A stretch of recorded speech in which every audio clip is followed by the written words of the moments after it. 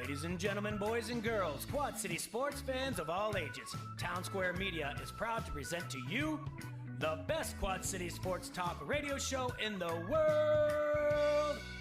With the face who runs the place, T-Roy, the OG on the marquee, J-Bird, and the cat who runs the chat with the stats, Statman Surge. We are Don't Hassle Us, We're Local. We're not a Quad City sports talk radio show. We're not the Quad City sports talk radio show. We are your Quad City sports talk radio show. Welcome to the conversation, Quad Cities. But first, the Dawn.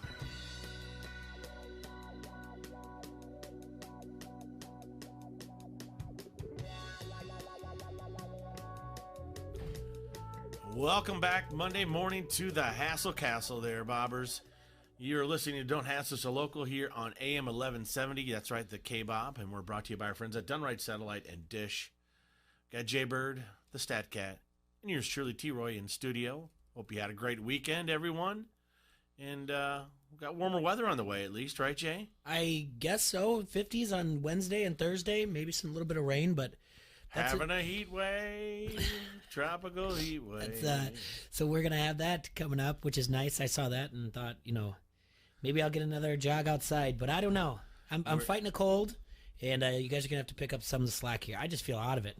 I just have a head cold. You look great, though. Thanks. I appreciate that. I woke up with it on Saturday morning. Friday night, I went up to Iowa City for Iowa versus Oral Roberts. Good game. Good win for Iowa.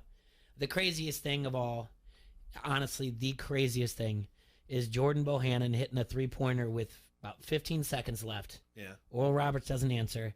Iowa wins by 13, covers the 12.5 spread, and with that three-pointer, hits the over as well. That's how good Vegas is. It was nuts. Yeah. But, I mean, other than that, like Garza had 30 points. Nungi had a double-double. Did you just sit with Kakert? I got to see Kaker. Yeah, he's a row ahead of me. So did he make sure you didn't get lost again? Yeah. I just follow him around. It was a good time. But you get up there, and then on Saturday, I end up going to the Iowa game. Woke up with like I said, not feeling the best, but decided that I was going to go to the game anyway and drink through it, which isn't the best idea. But you're tough. Yeah. And that's why you're here. That's right. So that we have a guy in the field knowing and kept telling us everything's happened. Yeah, finger on the pulse, right? Yeah, as our Hawkeyes took down the Gophers. The undefeated Gophers, yeah. Yeah. And with a strong, dominating fashion, I know it doesn't look like it too much. They covered the spread, but to score that touchdown right away, that's the first time they scored on an opening drive since Middle Tennessee State. So that's, I think, 6 games ago. Yeah. So that's a good way to set the tone. We'll talk more about that. The weird PJ Fleck on the field situation. I said that with Rosso, guys. He makes this about him way too much. And that's why when he said, are you buying? When he did buy or sell on Thursday, when Rosso joins us from Hawkeye headquarters, he usually does a segment, buy or sell. And he said, are you buying PJ Fleck? And I said, well, I have to. For the program, I do. Because he's done well, but I said... Did he overreact to the guy being injured? Yes. He said he was motionless. He wasn't. I know. He ran on the field. He's like, "Oh, I'm 38. I'm still fast." He went on to say that he got flagged. That they said you ran on the field too fast. Yeah, I saw it right away. I was like, he can't do that. So, Iowa looked good. That's 5th in a row they've knocked off in November in Kinnick. That's been ranked in top 10 or something like that. And then Iowa wrestling dominated Tennessee Chattanooga yesterday. Got to new coach's corner. Didn't do much though. Coach's corner. The Sun wrestled yesterday at a tournament at PV. They put on a great tournament. Good for them. He real quick in my coach's corner. He lost his first match. Got in on a shot. Didn't finish it. Got taken straight down to his back. Ended up getting pinned. Then he wrestled back after that. Got all the way to 3rd. And he beat the kid who pinned him third place. It was real easy. You know what it was? It was coaching. Coaching by you. Yep. I said, listen, we got to work on something. He said, what's that? I said, you need to finish your shots. What happened was you got in deep and you didn't finish it. He said, okay. I said, so for the rest of the day, how about you don't shoot? And that's what we did. So that was a quick coach's corner. I felt good. The thing is that everyone was really proud of Ben, and no one patted me on the back and said, "Hey, coach, way to adapt and coach to his strengths." Well, you know what? At break, I'm patting you on the back. All right, thanks. I appreciate that. We have NFL action to talk about as well. A lot of games yesterday, and not anything too crazy as far as upset wise. This is we talk a lot about There were some close, yeah. Yeah, but the whole time, like through the first 10 weeks of the regular season, 60% of the underdogs have covered the spread. All right, but yesterday it's completely different. The favorites went 10-2 straight up, and 7-4-1 against the spread. It was bound to happen. That's just the way numbers work. So it's just as in life, a regression is a virtual certainty. You know. And I did. I got my rankings. Just so everybody knows, I'm down to 6 tiers, Jay. Oh, okay. The 4 most heavily lopsided public plays. So Vegas got hit yesterday the book got hit pretty hard. The 4 most heavily lopsided public plays were the Cowboys, the Patriots, the Jets, and the Saints. And the Jets were actually getting points at the Redskins. Cowboys won 35-27. Patriots beat the Eagles 17-10. Jets beat the Redskins 34-17, and the Saints beat the Bucks 34-17 as well. Bills, Rams, Colts, and Ravens all received more than 50% of the bets as well, and all 4 covered. We had a big game against some 2 potential potential MVPs. Deshaun Watson, Lamar Jackson. One was the front runner out of that, head and shoulders above the other one. On Friday, we were so busy with Gable and running around, we didn't do our DraftKings. So I had to put one in. How'd you do? We got 20th out of 20. Dang it, Jay. So we'll have to make one later on. Just one Monday phone night call. one. Huh? Just one phone call away. Well, Deshaun Watson was my problem. Well, of course he was. Yeah, that was the big problem there. I could have told you not to do that. If you would have went Dak Prescott. Yeah, he threw for over 400 yards, and the Cowboys moved to 6-4 on the year. Tonight, Kansas City goes down to Mexico to play the Los Angeles Chargers. This is in Mexico City. Patrick Mahomes did come back last week, but they lost to the Titans. And right now, this line opened up different all over. Some books had Kansas City listed as 3-point favorite. Others opened up at 4.5. Regardless, the public is heavy on the Chiefs. 3 out of the 4 bets are laying the points. But sharp action is consistent on the Chargers, bringing some of it down to +4, even 3.5. But there was sharp buyback at Kansas City -4. This is going to be interesting. Apparently, Los Angeles has been practicing all week at the Air Force Academy in Colorado Springs because the elevation there is over 7,000 feet above sea level. So they're going to prepare for the altitude that's going to be at Estadio Azteca, which is 7,349 feet above sea level. The Chiefs, on the other hand, kept their regular routine this week in practice in Kansas City. So it's an interesting one. What do you guys think about this? I know we already picked against the spread. Well, like I said, I did the rankings as if it didn't matter who won. Mm-hmm. I think these teams will fall into their current bracket no matter if they win or lose. I can see the Chargers upsetting the Chiefs tonight. I really can. It's only due to the fact that Mahomes still isn't quite healthy. He's still limping around. He doesn't have that mobility that he needs. That defense for the Chargers is getting better each week, getting healthier. And if they get after him and cause fits, they don't have the running game right now to help out. And that's inherently the problem. And the Chargers are getting better and better each week. Well, isn't that the case? If you have a healthy Gordon, healthy Eckler, aren't you just going to control the ball? Control the time of possession and keep the Chiefs off the field? That seems to be what the Titans have done. Yeah. Because the defense for the Chiefs aren't helping them out. Serge, are you buying in on the idea that the Chargers have been practicing all week at elevation that's similar to the sea level at Estadio Azteca? I don't know. I'm sure. I mean, if they say they're doing it, cool. It can't hurt, right? Right. I mean, is it going to be a game changer? I don't think so. No. I would say just don't drink the water. It's solid advice to you, Roy. And don't let any of the cartels shoot you up. I mean, if you stay away from that, we should be okay. Everybody thinks right? everything's going to be cream cheese. If you stay away from that. Yeah. T-Roy, what'd you do this weekend? Just a lot of helping people celebrate their birthdays, Jay. Attaboy. I mean, how do they know it's their birthday if I'm not there to celebrate with them? Mm-hmm. So I had to help Jay Money and Dirty Gary. and to help my boys out. Serge, how was your weekend? Busy. It's Good. It's good. Let me ask you something else. Yeah. Iowa beat Minnesota. Iowa was favored. Yes, Minnesota was undefeated going into that. Iowa fans stormed the field. No. They should not have stormed the field. They were undefeated. No. I said no. Nope. We were going down, and someone was like running by me. Someone I knew. I can't remember. I mean, that's how overserved I was. But I knew him. And I said, "Hey, where are you going?" I got a good eye roll out of that. What? The storm in the field. Oh no, yeah. I saw the person there. I go, "Hey, where are you going?" They go in the field. I go, "Don't do that."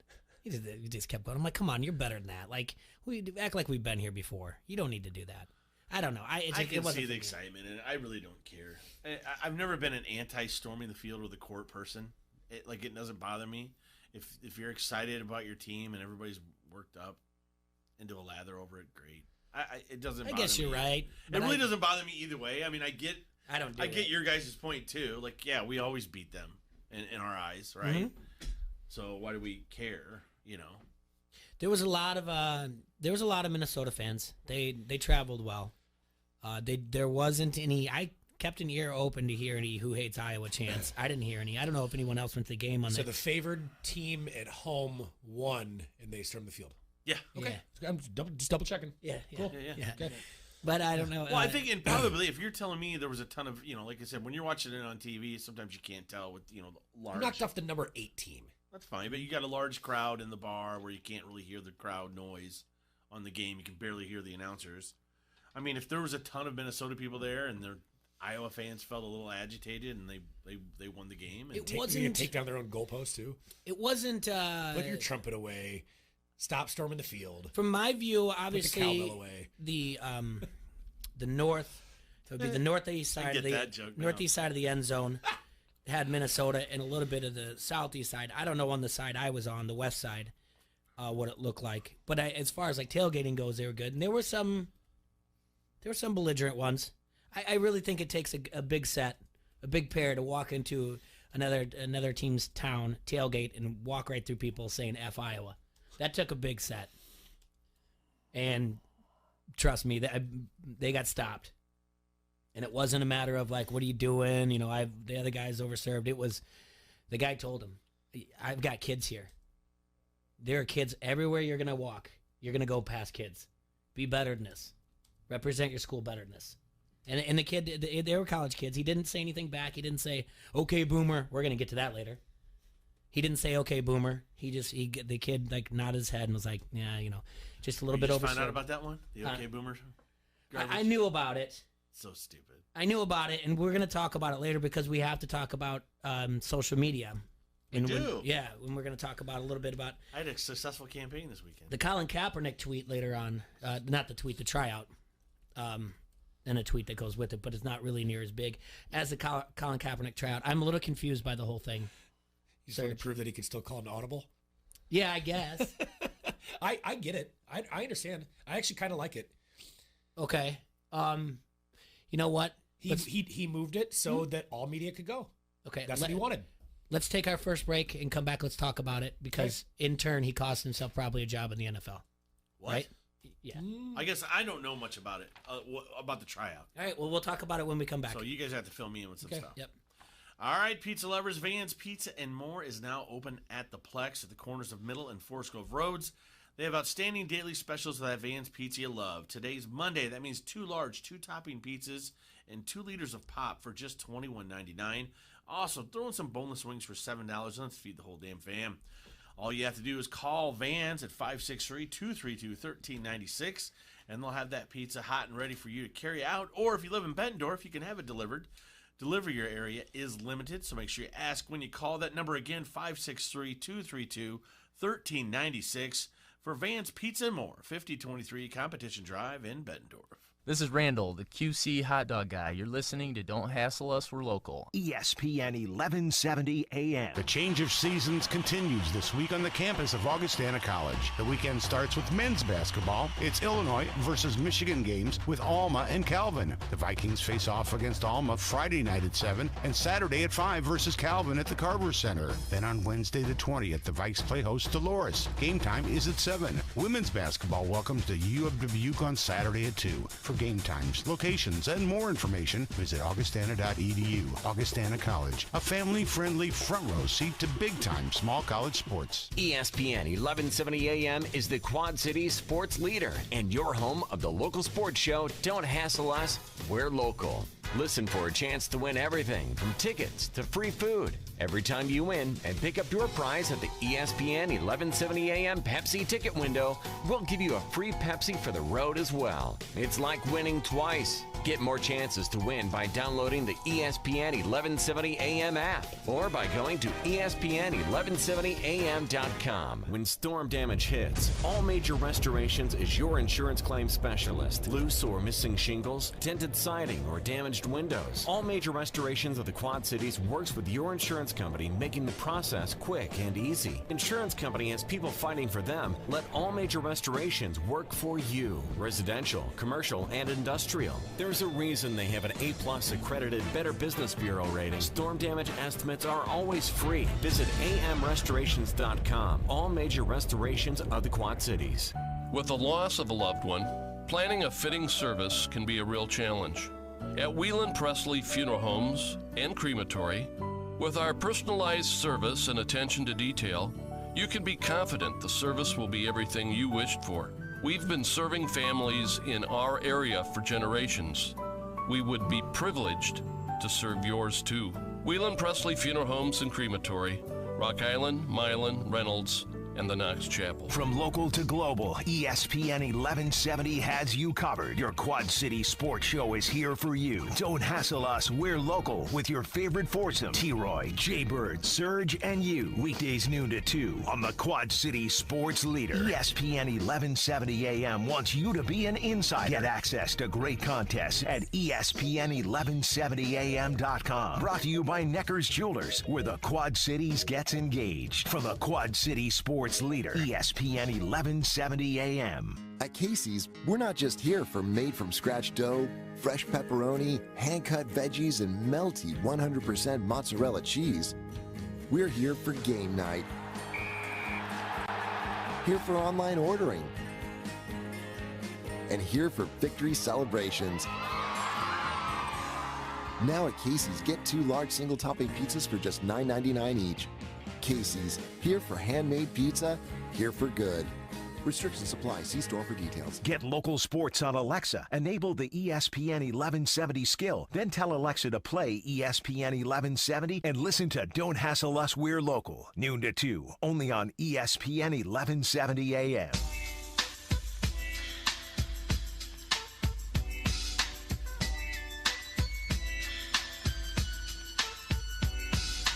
All right, we are back here in the Hassle Castle, brought to you by Dunright Satellite and Dish, and you're listening to Don't Hassle Us, We're Local on AM 1170, the K-Bob.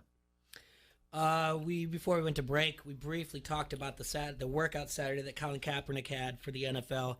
It was originally scheduled to be in the Atlanta Falcons workout facility, and it was going to be run by Hugh Jackson. Roughly about an hour beforehand, he let everybody know at his camp and everything else, it will be held about an hour away at a different location. Right, Serge? Yep. Moved it to a high school field. And this is So you moved it outside instead of inside. Yes. It was all well orchestrated. This was not a matter of like... I don't think he ever planned on going to I don't think he ever planned on going to Atlanta. It was about the thing that they were going. NFL said that we're going to have our own cameras and we'll release it to the NFL teams. He just wanted he wanted the transparency to be there. He wanted it to be open. So he had his own team set it up. They had his own security. He went to a high school that was named. It's called Charles Drew High School. It was named in honor of a black surgeon who invented blood plasma, an innovation that saved thousands of lives during World War II. They let the media in there. They had camera. There was Hugh Jackson obviously isn't running it. I think it was on YouTube as well. So Hugh Jackson never even showed up for it. No, he told him, no, you're not running a thing. Yeah, he took the whole thing. He took the whole narrative back. He said, I'm going to run the routes that I want to do. I'm going to do this, this, and that, and you guys can see it, and people can come in. I think 8 representatives made it from the NFL. Correct. One of them is they haven't released who it was though. Like, is there a super NFL team that, hey, once we tell you, you guys are going to be shocked who was here. I have a lot of mixed emotions about this whole thing. I understand why he switched it. Mm-hmm. Or I guess I don't. He wanted it to be open to all media. He wanted all media the opportunity to be there, and he didn't want the NFL to basically edit footage when they're showing it to other teams. He was afraid that the NFL was going to basically take the footage of him and spin it however they want to. So he wanted it to be as raw and transparent as possible. So I understand that and I respect that. Okay. But he turned it into a big publicity stunt. He's got his Kunta Kinte shirt on. He wants to be a martyr. He doesn't want to play in the NFL. He had a what shirt on? Kunta Kinte shirt on. It said Kunta Kinte on the shirt? Yeah. Yeah. From the movie Roots? Yeah. He just wants all this was a publicity. But he wasn't wearing his Fidel Castro shirt? No. He chose not to wear that one for this one? Right. Guy who murdered So they said he looked good. They said he had good, strong arms. Said he still looks like an elite quarterback. He said he threw passes on a dime. He wasn't an elite quarterback when he left the league. I'm going to point something out here that Bill Barnwell of ESPN wrote about. Last time Colin Kaepernick was a quarterback in the league, he was 29 years old. Okay. If you look at in the history of the NFL, starters anyone who started in an NFL game at the age of 29 in the history, outside of like a drug addiction, gambling addiction, something like that, only one quarterback wasn't on a team at the age of 32. Even the guy at 29 starting who has the worst quarterback efficiency of all time had a starting job at the age of had a job at the age of 32. Colin Kaepernick's the only one. But on top of this, by him changing this, I mean, you just told your employer, I'm not showing up to your interview. Right. He's not going to, at this point. Now, when is it? He did a great job. He took back the narrative. He really did. He made it a protest rally. He made it. He said it's you guys get to see your job back though. That's not how you get your job back. He doesn't want. I guess he doesn't want it, Troy. I know. I'm just curious as to why any of us would think that. Why he wasted everyone's time and money and efforts on this to go work out for a little bit. Is this Nike? Is this giving up everything because you believe in one thing? No, it's just being. He addressed the media and the crowd afterwards. Said, I've been ready for 3 years. I've been denied for 3 years. We all know why. Y'all been attacked for the last 3 years. Y'all continue to be attacked. We appreciate what y'all do. We appreciate you being here today. We appreciate the work you do for people and telling the truth. Okay, let's just go into this, okay? He came into the league in 2011. He didn't really start playing until 2012. That year, 62% completion percentage, 1,800 yards, 10 touchdowns, 3 INTs. Okay? Okay. The next year, 2013, 16 games, 58% completion percentage, 3,100 yards, 21 touchdowns, 8 interceptions. The following year, 14, which I think is the year they went to the Super Bowl. Was it 13 or 14? Jay, you'd have to help me on that one. 14, pretty similar, 60% completion percentage, 3,300 yards, 19 touchdowns, 10 interceptions. The following year, then, down to only playing 9 games in 2015. Must have got injured. 1,600 yards, 59% completion percentage, 6 touchdowns, 5 interceptions. And then his final year, 2016, 12 games, 59% completion percentage, 2,200 yards, 16 and 4. Obviously he did rush a lot. His greatest year of rushing would have been 2014, 639 yards, 1 touchdown. One of them a 90-yarder. That was it. They 4 were touchdowns and 5 touchdowns the previous 2 years. It's 2012, T-Roy. Was the year that he went to Super Bowl, so 2012? Mm-hmm. Okay. I guess we all know you got to be higher. You have to be closer to the 70 percentile to be considered elite in this league. I'm not saying he's elite. I'm saying I think he should have a job. But the thing is, I'm not saying that he shouldn't have a job, but these numbers are his total career statistics. He's under 60%. He's pedestrian. He's okay. All right. Yes, he should have a job. I don't. But I think what we get at here, and what everybody forgets is, would you have a job if you didn't make it about yourself? Like he says he wanted to do it for the cause, but I think there's other things he could have done. Like here we are now, less than a week away from Veterans Day, which this whole thing does. When people go back to it, it goes back to what does the flag stand for? For some people, it stands for Veterans Day. For some people, it stands for the military and those sacrifices that was what the flag represents. It doesn't have to mean that to everybody. I'm not saying that. But we're less than a week away from Veterans Day, and now the narrative is back to we're worried about him. You follow what I'm saying here? Yeah. A lot of brave men and women died for this country so that this guy can go and do whatever protest he wants. And I've said it from the beginning on the show. Hey, that's his right as an American. For the same people that stand up and say that he has a right to protest, you also can't get mad at the people that have the right to say I don't agree with it because they have their own opinions on the matter. Yeah. And they feel as strongly as well. Is it wrong for someone to feel that the flag stands for patriotism, for the lives lost, and for the veterans? No, it's not wrong. And you can't in one breath defend him and the other breath condemn them for not agreeing with the way he's gone about it. Now, the NFL does a lot of things for a lot of people. Think about this. Last month, breast cancer awareness, correct? Yeah. This month, military awareness. I believe next month is Spanish Heritage Month for the NFL. Could be wrong, but I know they do that. And they do a lot of different things. Like they always have like a little theme, okay? If you're Colin and you really truly care about what you want to do for a cause, go to the NFL and say, hey, I think we need to make an awareness for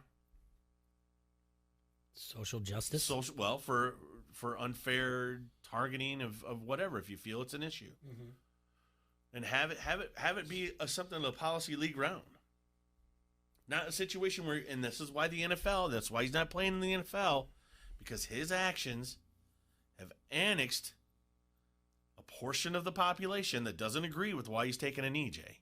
And they have every right to feel the way they do. There's people to this day that still won't watch the NFL because of him. And that's their opinion. But if you're going to defend him, you can't condone what they're saying either. No, I think it's, y'all know me well enough that anyone's allowed to have their opinion and do what they want. Sometimes I just think, you overstep it. Does this hurt Jay-Z and Rock Nation? Because he was the guy behind this. It was because he's the one that said Rock Nation was going to bring social justice awareness, and then he signs a deal with an NFL and they're working on some type of project, and then right away everyone's saying like, oh, you signed with the NFL, you're a sellout. So does he get Goodell and says like, hey, we need to have a tryout, and then does this hurt Jay-Z? Does it hurt his cred that Colin Kaepernick's like, I don't want to do your tryout? No, I mean Jay-Z's just said that he was a little disappointed the way it went down, but I guess at some point, I mean, I sort of get your point where he's saying, oh, I don't want them to. I don't see what would it be to the NFL's advantage to edit the footage, unless they just wanted to make him look bad. And does he feel that that's what they wanted to do? I don't. He's just err on the side of caution. That's fine, and that's okay. I mean, I guess we got to see everything that he wanted it to be. Did he make himself more marketable to teams? Probably not. He probably hurt himself in that way. Can he just go to the XFL? He's not going to, Jay, because that's going to ruin the narrative. Why not go play? If you want to play ball, just go say, I'll go to the XFL. Because he's saying he doesn't need it. You got a phone call. Oh, boy. You ready? Yep. You're live on Don't Hassle Us Local. Who do we have? JR. Hey, JR. What's up, brother? Hi, boys. How are you? Doing We're good, man. Hey, I heard a story yesterday concerning this Kaepernick thing where the NFL had paperwork for him to sign when they were doing the workout on Tuesday that would basically said that he could not sue the NFL anymore for collusion and blah, blah, blah. So that's why he decided, or his camp decided to say, no, we're going to do this on Saturday. And then he took the narrative back, like you said, and kind of controlled the whole situation by doing his workout on Saturday. That's the story I've heard. Well, I thought they had already come to an agreement. I think it was a release that if he got injured during that, he can't come back and say maybe, I got injured. Maybe during that's this. what it was. I heard it was in regards to the whole can't sue the NFL because of collusion and blah, blah, blah. So who knows? I think it's a big plan, you know what, and I hope he gets what he deserves by stepping on the veterans' toes as far as I'm concerned. Well, brother, hey, man. I like I said, I just don't know what the guy's trying to get at. I mean, if he, I don't think he's helping his cause at all. If his cause is to create the kind of awareness to the situation that he's protesting, that's going to help it out at all. He's just not. I don't think he's doing justice to anybody, including himself, right now. And if he wants to play, I don't agree with it. But maybe there's something I don't see. JR, hold on for a second, okay? According to BusinessInsider.com, there was a document, and NBC Sports Pro Football Talk has obtained the document, and the league tried to force Colin Kaepernick to sign a waiver to protect itself from future lawsuits and prevent the blackballed quarterback from pursuing legal action against the NFL for collusion or retaliation. So yes, there was both, like collusion, retaliation, and if he got hurt. So right, that's what I had heard. So and I mean, obviously we're all white men, and that's a touchy subject in regards to race and all that. So I feel that he should be. Listen, as white men, we don't understand anything he's gone through. So, and I'm not saying that. What I'm saying is he has the right to do what he's done, but at the same time, sometimes when you do things a certain way, there's going to be repercussions. Yeah, so when you wear pink socks to throw it in police officers' faces and kneel, during the national anthem, I mean, I don't know. I was taught that you stand up, you take off your hat, and you pay respect regardless of whether, I mean, I grew up right at the end of the Vietnam era, and, that was the time of when it was, to me, should have been most important to do that type of stuff. And I was taught to stand up, and it just rubs me the wrong way, regardless of your political view on whatever's going on. Mm-hmm. Yeah. Well, yeah, and he wore those. Yeah, there were pig socks, is what he wore. Pig. Yeah. And then yesterday he wears a Kunta Kinte shirt. Let's stick to the story at hand. Yeah, that's a whole different narrative. If you want, yes, right. I hear you. And my thing is too. At the same time, he's saying the injustice that had been served that to be when this thing first started, when he very first took a knee, and he's on TV wearing a shirt with a picture of Fidel Castro. Right. A man who's committed more human rights violations and atrocities than you can shake a stick at.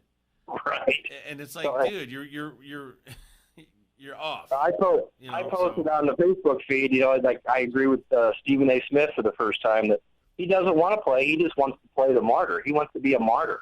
Mm-hmm. I mean, look back at his Nike ad. That was the tone. Also, I don't know. I don't think we'll fix it here, but it rubs me the wrong way. No, I don't think so. Damn it, if we could, though. Thank you, JR. We'd be the most popular show on earth. Thanks, brother. Thanks. Have a great day. Yep. All right, and then over the weekend, I feel like we'd be crazy if we said we're Quad City Media, but we are media in some way. So if we're going to be the ones to address it, or T-Roy, more importantly, you, the one to address it, then so be it. But we had a certain administrator at a Bettendorf High School who decided the only Bettendorf High School.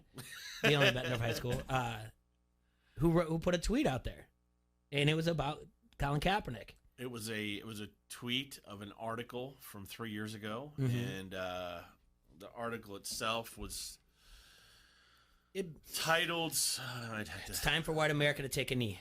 Right, and I took offense with the article.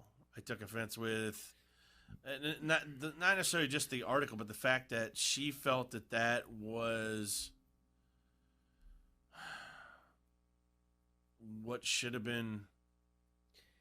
The name of the article is called "White America, It's Time to Take a Knee." The author is John Pavlovich. All right, you can go see it at johnpavlovich.com. The tweet read, as Colin Kaepernick meets with at NFL teams today, this 3-year-old column by at John Pavlovich remains timely and worth the read. White America, it's time to take a knee. My response was this. These are identity politics, okay, which I don't see how a school administrator is getting involved in identity politics. I don't feel that it was just a white issue. I don't think that white people were the only people that were, quote unquote, hey, you shouldn't take a knee for the flag. Like, I think black Americans, Hispanic Americans, whatever it is, if you served your military, and this is the one thing I do know, Jay, when you're a Marine, the guy next to you, you know what color he is? He's green. Every one of us were green. Yeah. That's just what it was. We were all green. It did not matter. And I served with dudes from every walk of life, race, creed, color, whatever it was. Everybody was green, man. And that's it. And that's how it is when you're in the military, period, whatever. Because the dude next to you can and will save your life. And so what I wrote, I said, many people disagreed with Mr. Kaepernick taking a knee, both white and black. Some feel it's disrespectful to veterans, others to what the flag stands for. Truly disappointed because of what this person represents in our community, right? Mm-hmm. I second it by saying, that it felt like to me like spreading her own agenda, her own biases. Maybe it's time to resign. Also, are you suggesting by retweeting this article, do we have this sort of problem with our Bettendorf Police Department? If so, I'd like to see evidence. And then another thing. Bettendorf High School is coming off the night before. Semifinal appearance against West Des Moines Valley. Second in a row. Last 6-7. Maybe her first tweet of the day should have been congratulating the football team. Maybe. And I said, we're probably not. Because from what I call earlier this year, you tend to have a dislike for that portion of the school, as in athletics. You would rather have longtime volunteers and mentors resigned rather than take a stand against false accusations. And I said, you're more than welcome to come on the show at noon on Monday. Yeah. She didn't reply back to you. No, I don't think she likes me. I don't think we're ever going to be able to do a Facebook Live wrestling meet there again, but that's all right. That's fine. But what I'm getting at is, and she went back and now she's deleted the tweet and she's apologized for causing whatever division. Else for causing division. But the fact that as a leader of teachers and students, you didn't have enough insight to think that might have been a hot potato.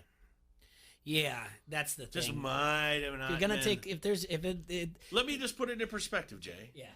If a teacher or an administrator of any other school had put an article out that said, "Hey, Black America, it's time to do this." Oh yeah, no. Well, you cannot. There's a social media policy in every school district. Yeah, you can't. That you have to be held up to. It doesn't matter if you're the administrative teacher. You can't single out anybody. Mentor, tutor, whatever. You can't single out people by the color of their skin. You can't do it. You want to know where I find that where it's the oddest part is when people say she didn't say it, she just retweeted an article. That's not how it works. You cut and copy and paste a link. It doesn't work like that and automatically put the title up there. You have to write out "White America, it's time to take a knee." That's the one thing. There are people that, and there's people on Facebook that are like, hey, our superintendent did this. And going back to it, and there are people that stand up for it, and that's great. It really is. Everyone, that's fine. Either way you look at it. Going back to the whole thing, and then someone wrote, whoever thinks that she's wrong or you are just homophobic and racist. And then that's what I am. And exactly. then at the end of the end of it, it says, okay, boomer, a majority of the time. Which, by the way, that's ageism. It really is. Yeah, it's ageism. That's just. Yeah. So when people that have been around and seen so many things that young people haven't seen because we're just dumb. Well, That's you're not. You don't know how society works, old man. Okay. And so So apparently now I'm racist and homophobic because I disagree with her. But here's how do you get to that? because See, apparently they're not teaching math correctly. well, they're not teaching history either because people our age don't follow into the baby boom generation. Yeah, we're not teaching something. What are we? Are we Gen Yers? Gen X. Were we Gen X? Yeah, I think so. Yeah, we're Gen X. Yeah. And then, like, before us were, what, the yuppies? But no, we weren't baby boomers. Yuppies are boomers.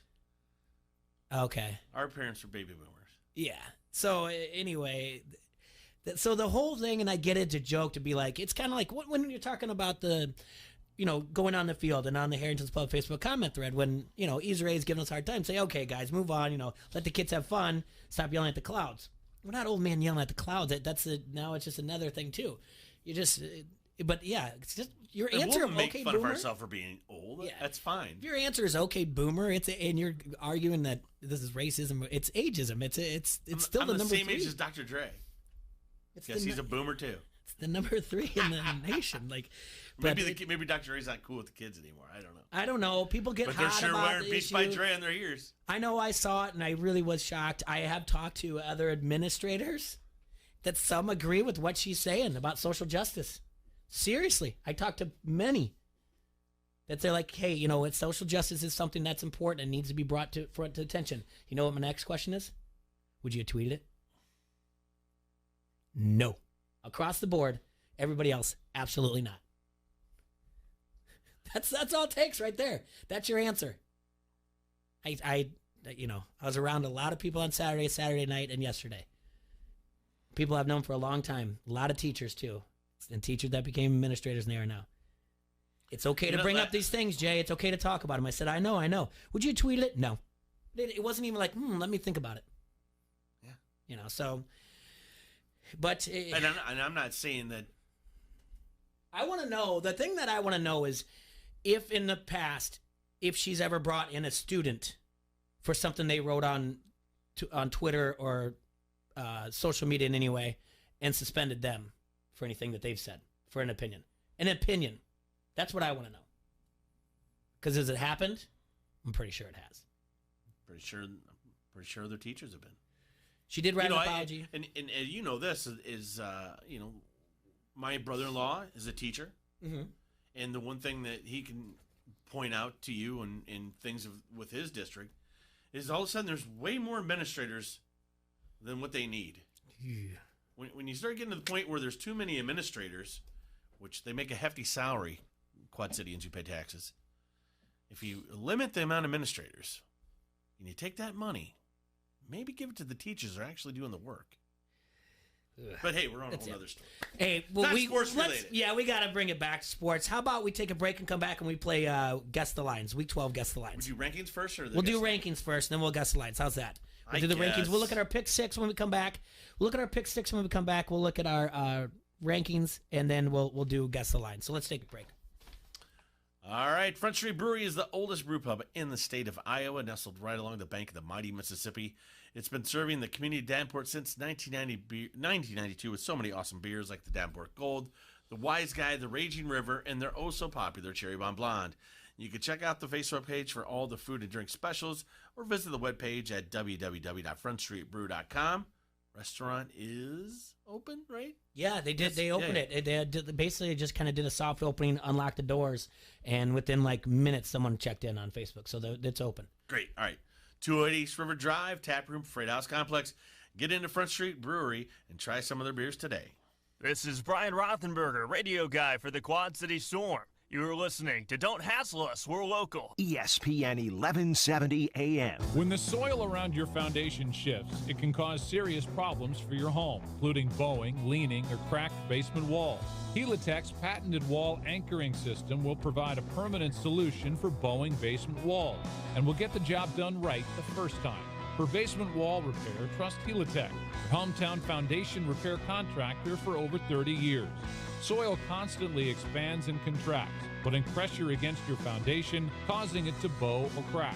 Helitech is the area's only contractor that uses AB Chance, an American-made wall anchoring system to provide a permanent solution for bowing or cracked foundation walls.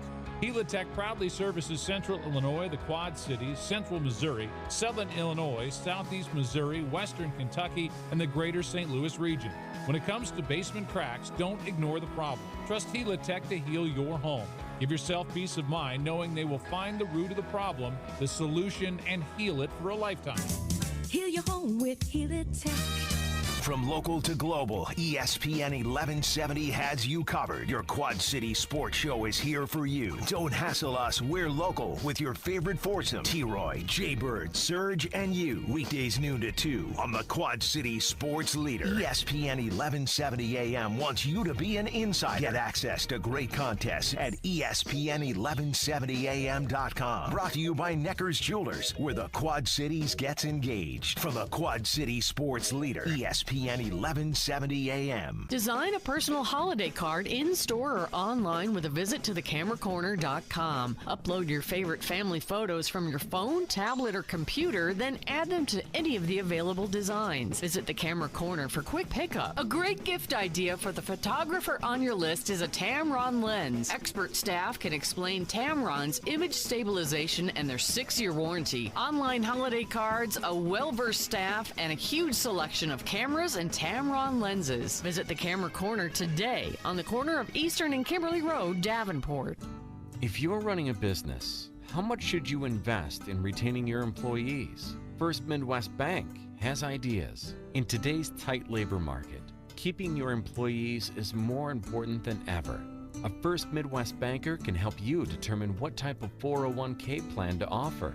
At First Midwest Bank, they're not just bankers, but expert financial advisors. Talk to one today or visit wehaveideas.firstmidwest.com. ESPN 1170 AM is the Quad Cities Sports Leader and your home of the local sports show. Don't hassle us, we're local. Listen for a chance to win everything from tickets to free food every time you win and pick up your prize at the ESPN 1170 AM Pepsi ticket window. We'll give you a free Pepsi for the road as well. It's like winning twice. Get more chances to win by downloading the ESPN 1170 AM app or by going to ESPN1170am.com. Win stuff. Yes, you. Download the ESPN 1170 app today. Be a winner from the Quad City Sports Leader, ESPN 1170 AM.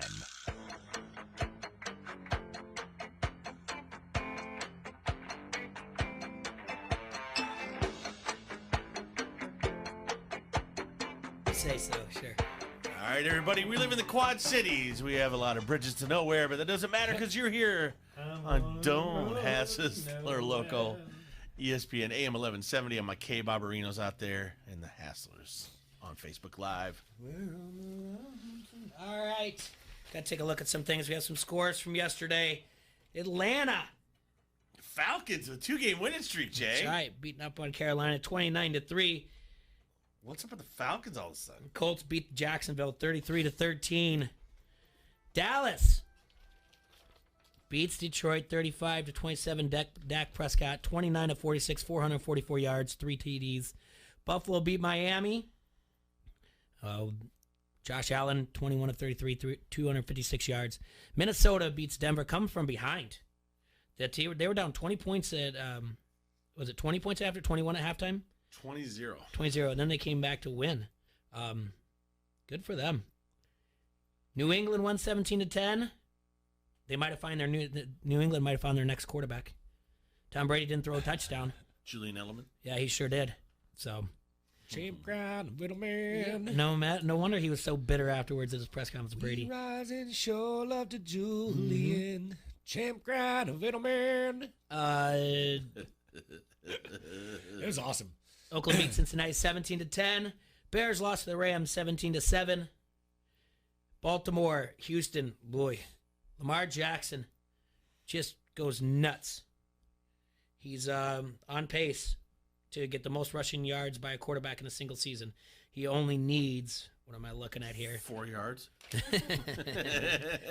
He only needs just under 300 to get that. Guys ahead of him, Michael Vick, Bobby Douglas, Randall Cunningham, Michael Vick twice, Russell Wilson, Robert Griffin. All right. San Francisco beats Arizona 36-26. New Orleans beat Tampa Bay. Jameis Winston's throw for 313 yards and 4 interceptions. That's incredible. That's Jameis. Yep. And then the Jets beat Washington 34-17. How do we do on pick 6? Well, guys, pick 6. Bad better days, huh? Could have been better. Start out with the college. Jaybird 4-2. Yeah. Adam 4-2. Sergi 3-3. T-Roy 2-4. But anyway, none of us got Ohio State right. Adam and Serge both took Georgia. Jay and I took Auburn. Got How it did wrong. Rutgers score 21 points in Ohio State? I don't know. Anyway, Wisconsin won that one. We were all on that. Got it right.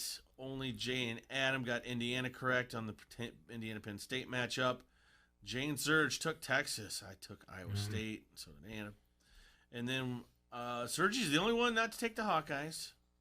And we got that. The other ones of us got that right. So anyway, that's how we storm the field. Stupid. Oh, you're an old man. Let him have fun. Then on to our NFL pick 6. Jaybird. No. Worst week in a long time. 1-4 so far. Yeah, that's bad. Sergi 3-2. Adam 3-2. T-Roy 3-2.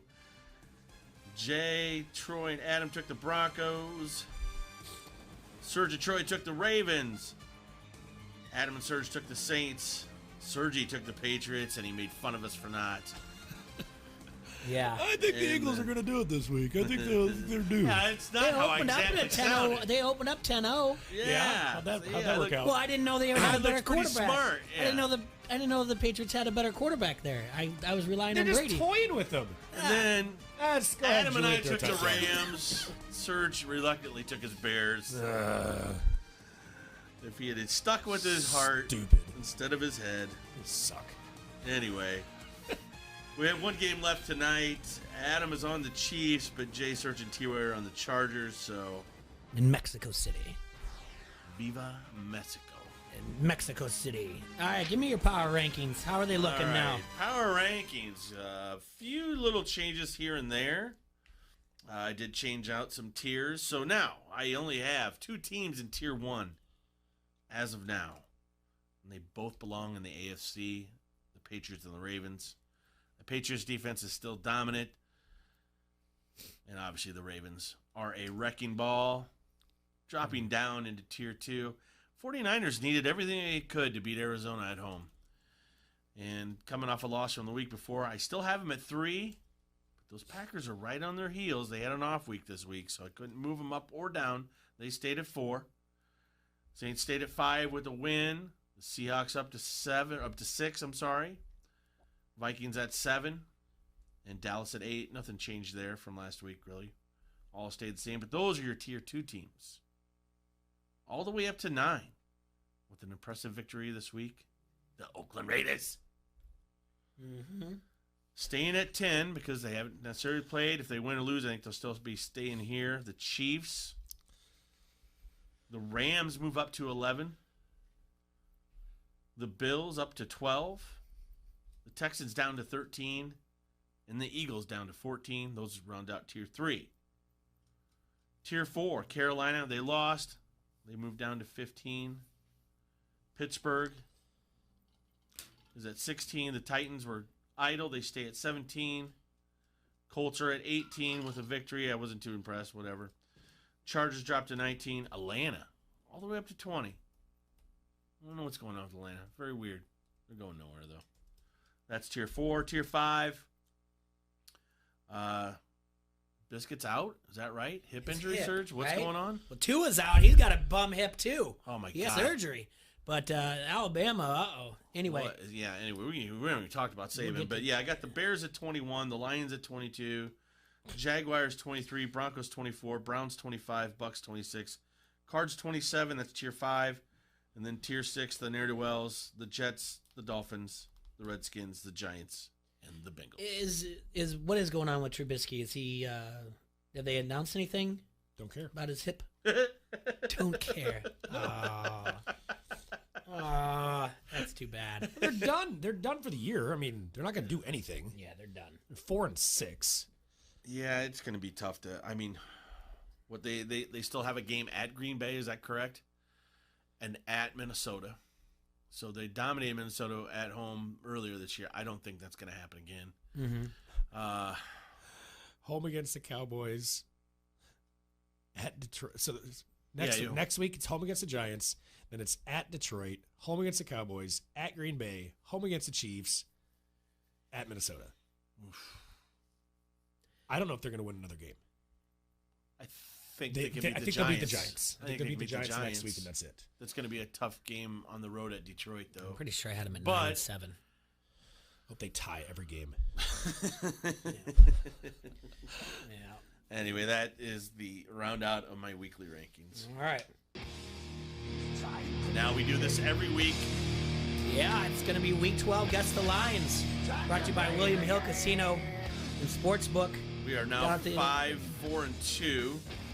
Jay squeaked out a victory last week. That's right. 5-4-2. All right, so we do this every week. We look at the upcoming schedule of NFL, and we guess what the line is. And you guys can go ahead and feel free to play along with at home, in the car, at work, and leave comments on the Harrington's Pub Facebook comment thread. Serge will let us know what the line is on each one of these. We're going to start with Thursday night. Indianapolis comes to Houston. It's another AFC South game for Houston and another AFC South in a row for Indianapolis. They just beat the Jacksonville Jaguars in an AFC South game. Houston is licking their wounds. Yeah, this is about as boring as it gets. It's a good old-fashioned -3.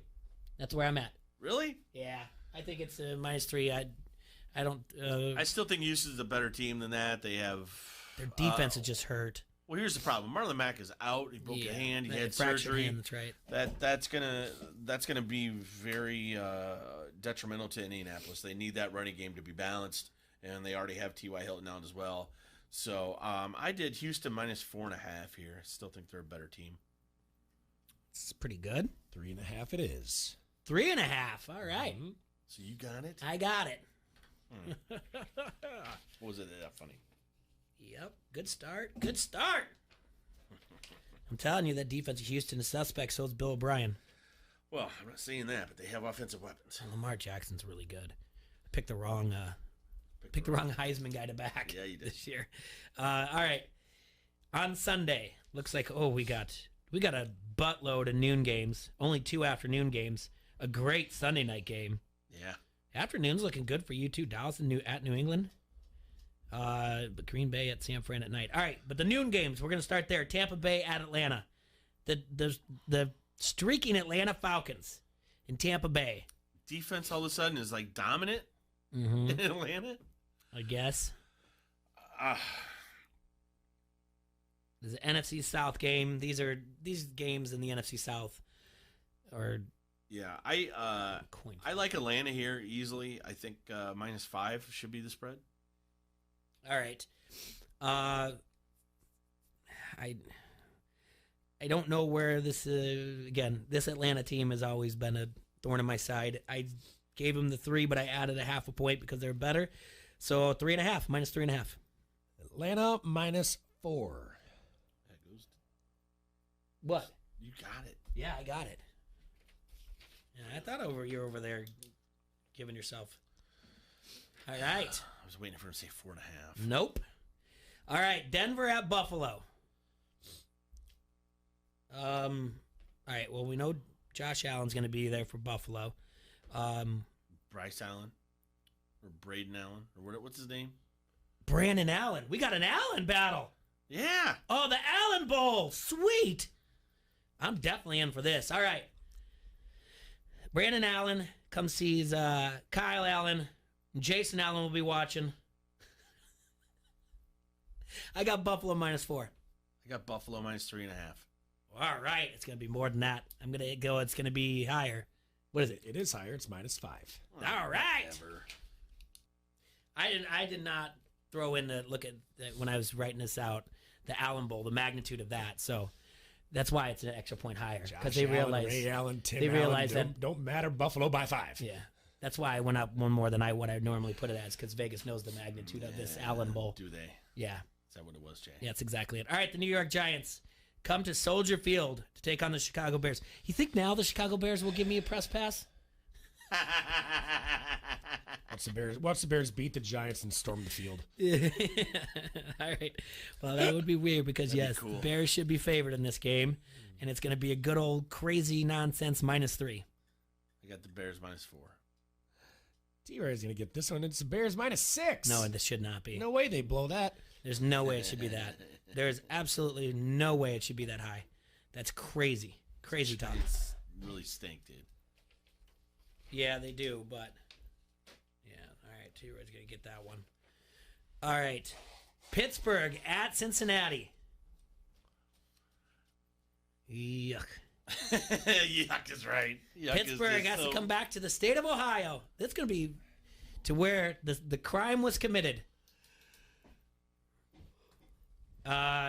Pittsburgh should be favored in this. Cincinnati, our man Jeff is still on a roof. I got Pittsburgh -6. I took a -5. Jaybird's going to get this one at 6.5. Yeah. You're on fire today, T-Ray. Man, thanks. It's not like I've been way off. I know. How did Fit Finley do for the Bengals? They lost. 13 of 31, 115 yards. I'm just trying to see if he's better than the Red Rocket. Hey, so we're no longer going to be doing tanking for Tua, right? This hurts his hip surgery, right? Yeah. There's this drops him down to late first round. Oh, no. I wouldn't say that. Think the Bears are going to get him with their first round pick? I don't care. They don't have one. I don't care. All right. I'm just angry. Yeah, it sounds like it. All right, Miami at Cleveland. The Dolphins. What a suck fest. Yes. Yes, it is. I don't understand this line. This is hilarious. I took Cleveland -3.5. I've got Cleveland -9. Jay, wow. Cleveland -10.5. Wow. Yeah, Miami's no good. Cleveland, coming off that win and a little bit of extra rest. Yeah. And I think Vegas is knowing that they can put that number that high and they're going to get a lot of public money out of that. Miami's going to win that game. Okay. I said it now. Hmm? To win that game, I guarantee it.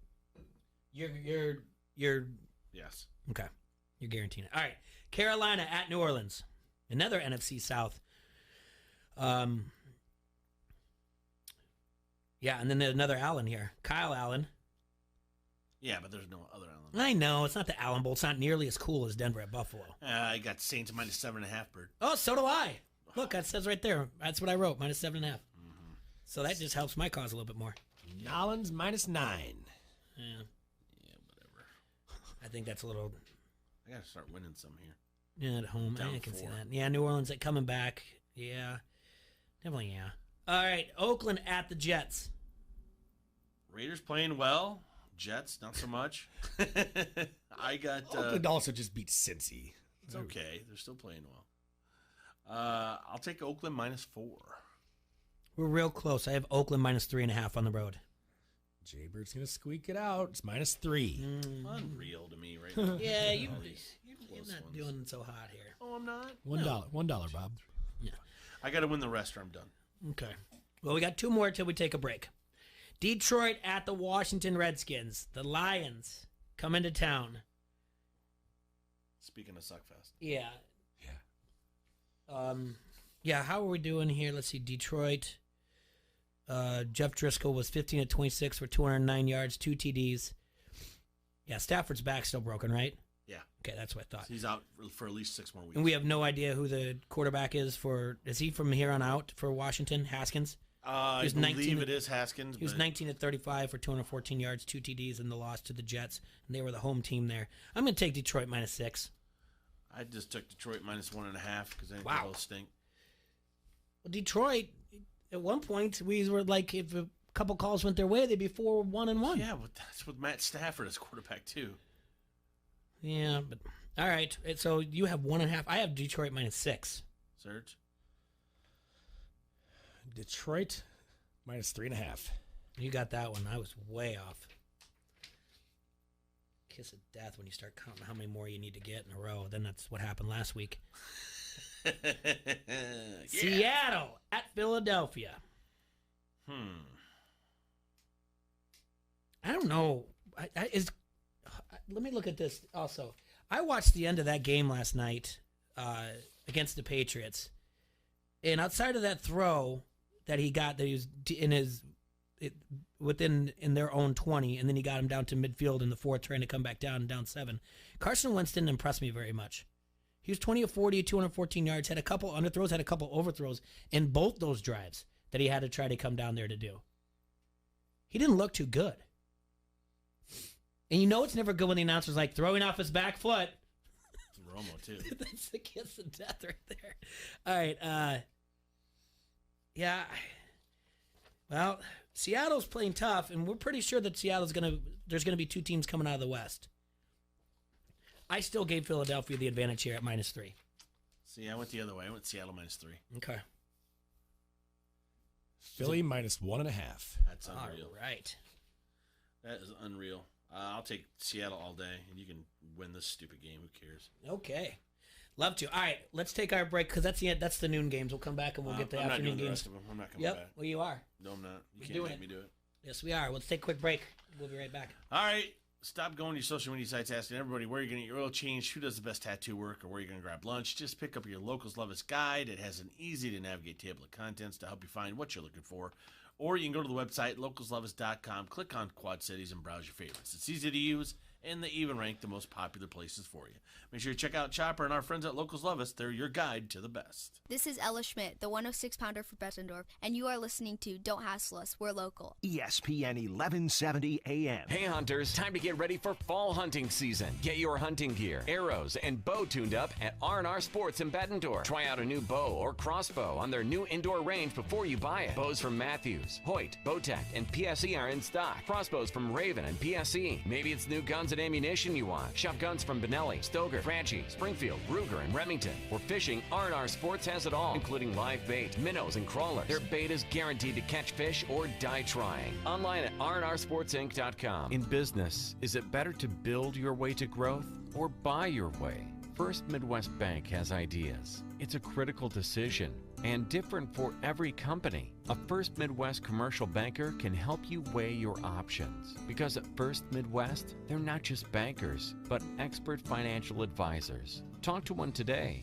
or visit wehaveideas.firstmidwest.com. M&A momentum, strategic momentum, business momentum. First Midwest Bank. Renewal by Andersen has the better way to a better window, but time is running out. You only have until Black Friday to get huge discounts and great financing on energy-saving doors and windows from Renewal by Andersen. $350 off every window. $900 off every patio door. No money down, no payments, no interest for 24 months. Text COUNTDOWN to 96714. That's the word countdown to 96714 to take advantage of these great Black Friday sale deals from Renewal by Andersen. Text the word countdown to 96714. It's the best time of the year to get the best windows and doors for your home from Renewal by Andersen. Black Friday will be here soon, and so will the savings. Visit renewalbyandersen.com or stop by the showroom in Davenport. The time runs out on Black Friday. The Renewal by Andersen Countdown to Black Friday sale is on now. Visit renewalbyandersen.com for details. Renewal by Andersen. We love our new windows. The change of seasons continues this week on the campus of Augustana College. The weekend starts with men's basketball. It's Illinois versus Michigan games with Alma and Calvin. The Vikings face off against Alma Friday night at 7 and Saturday at 5 versus Calvin at the Carver Center. Then on Wednesday the 20th, the Vikes play host Dolores. Game time is at 7. Women's basketball welcomes the U of Dubuque on Saturday at 2. For game times, locations, and more information, visit augustana.edu. Augustana College, a family-friendly front-row seat to big-time small college sports. Score a touchdown on your next new or used purchase at Sexton Ford. With a huge selection of new Ford cars and trucks, you'll feel like you've entered the big game each and every time. You'll be treated like a pro player from sales to service, auto body to parts. Sexton also has a strong bench of mildly used vehicles, too. Why wait? The game's on at Sexton Ford in Moline. Oh yeah, Sexton Ford is the talk of the town. From the Sheedy Family Chiropractic Studios, this is the Quad City Sports Leader, ESPN 1170 AM, KBOB, Davenport.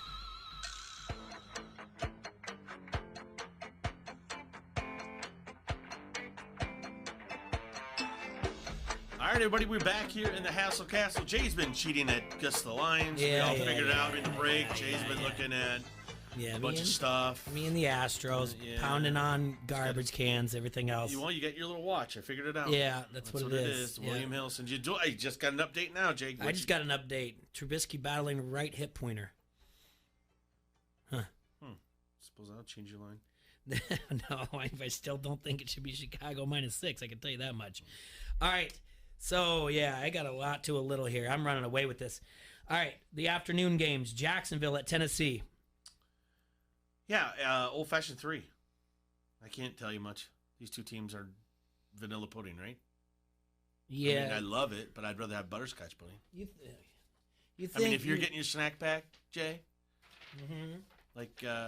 we've been through this like before. Billy Madison? I don't eat butterscotch pudding. Why not? I don't like it. I don't think I've had it since I was like 4. I didn't like it then. I'm not going to like it now. Nick Foles was 33 of 47 for 296 yards against Indianapolis in a loss. Let's see, going into Tennessee. Tannehill's the quarterback for Tennessee. Tennessee coming off a bye. I gave Tennessee -4. Serge. We got Tennessee -3. Yay, and I get a star. You haven't got a star yet today. Sure. Okay, an interesting one. Dallas at New England.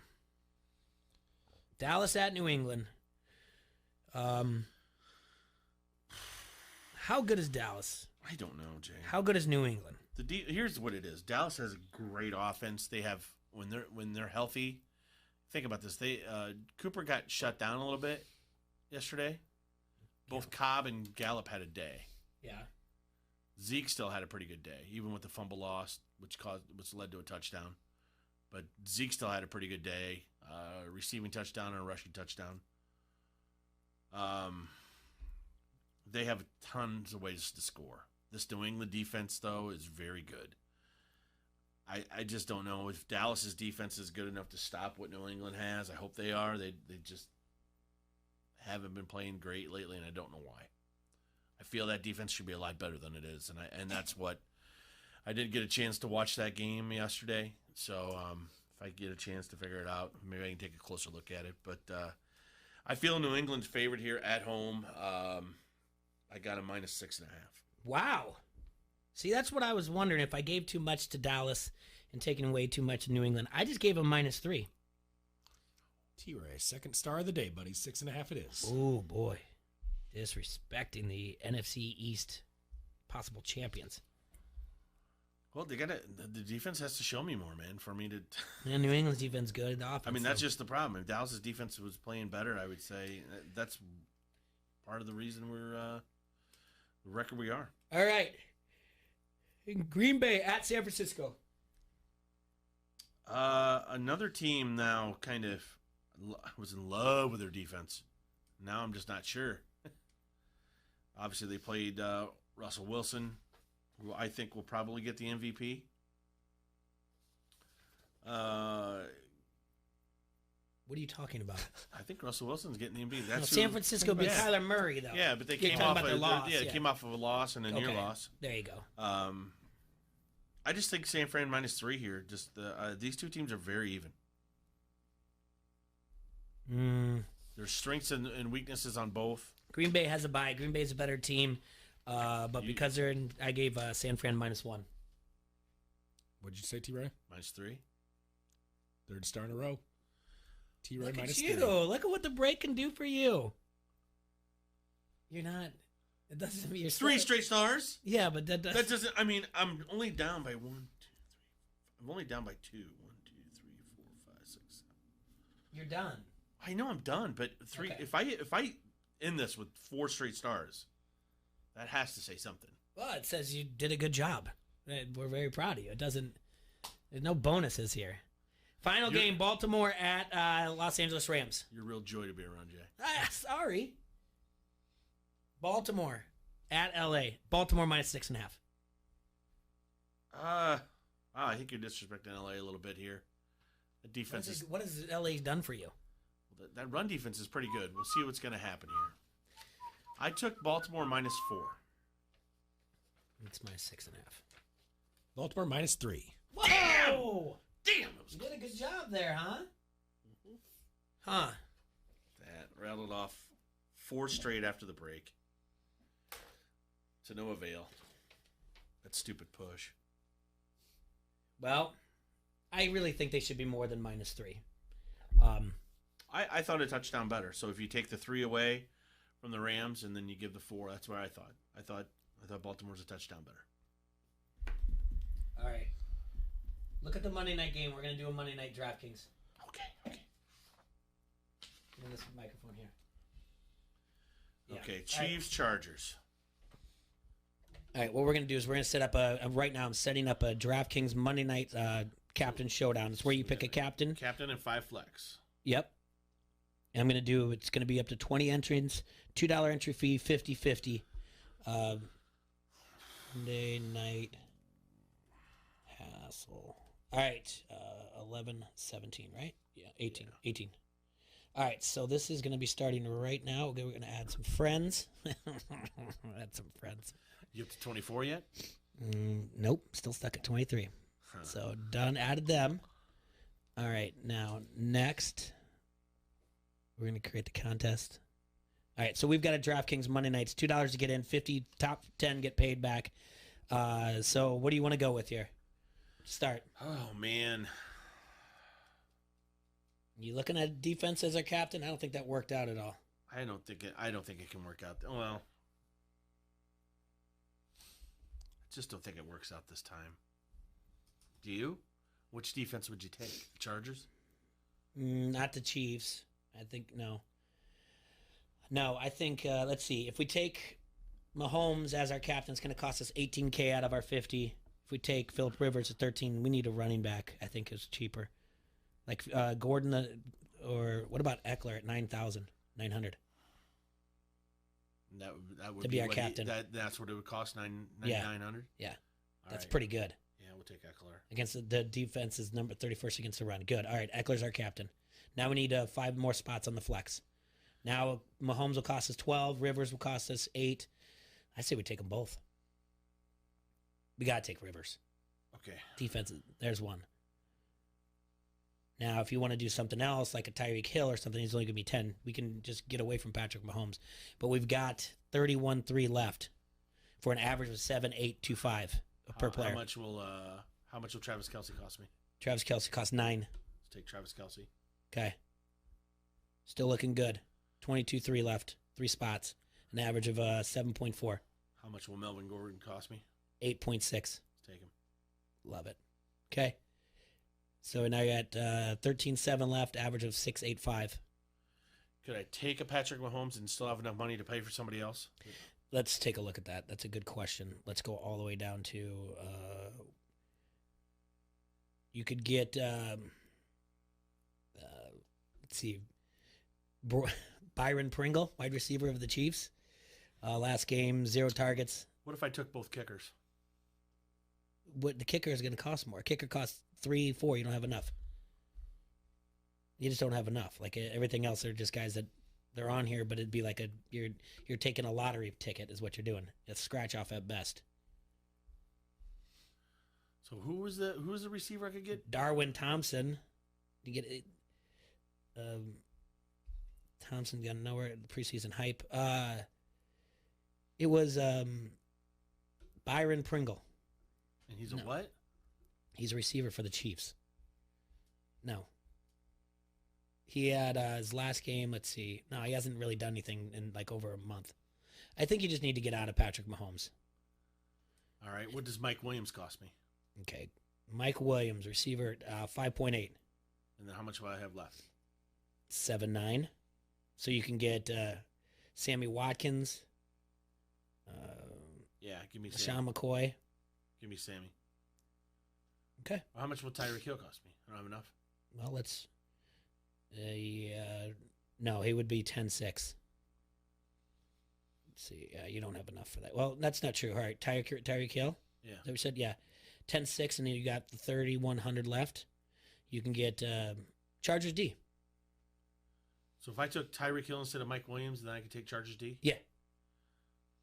Tyreek Hill. Yeah. And then Chargers D. Yeah. Let's do it. I like that.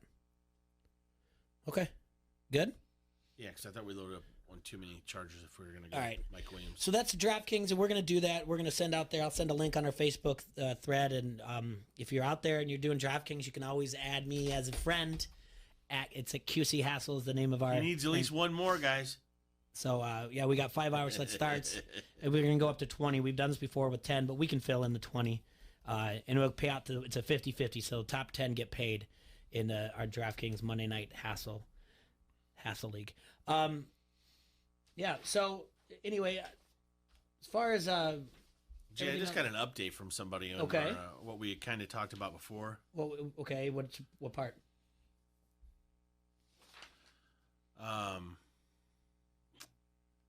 From a friend on Twitter. Okay.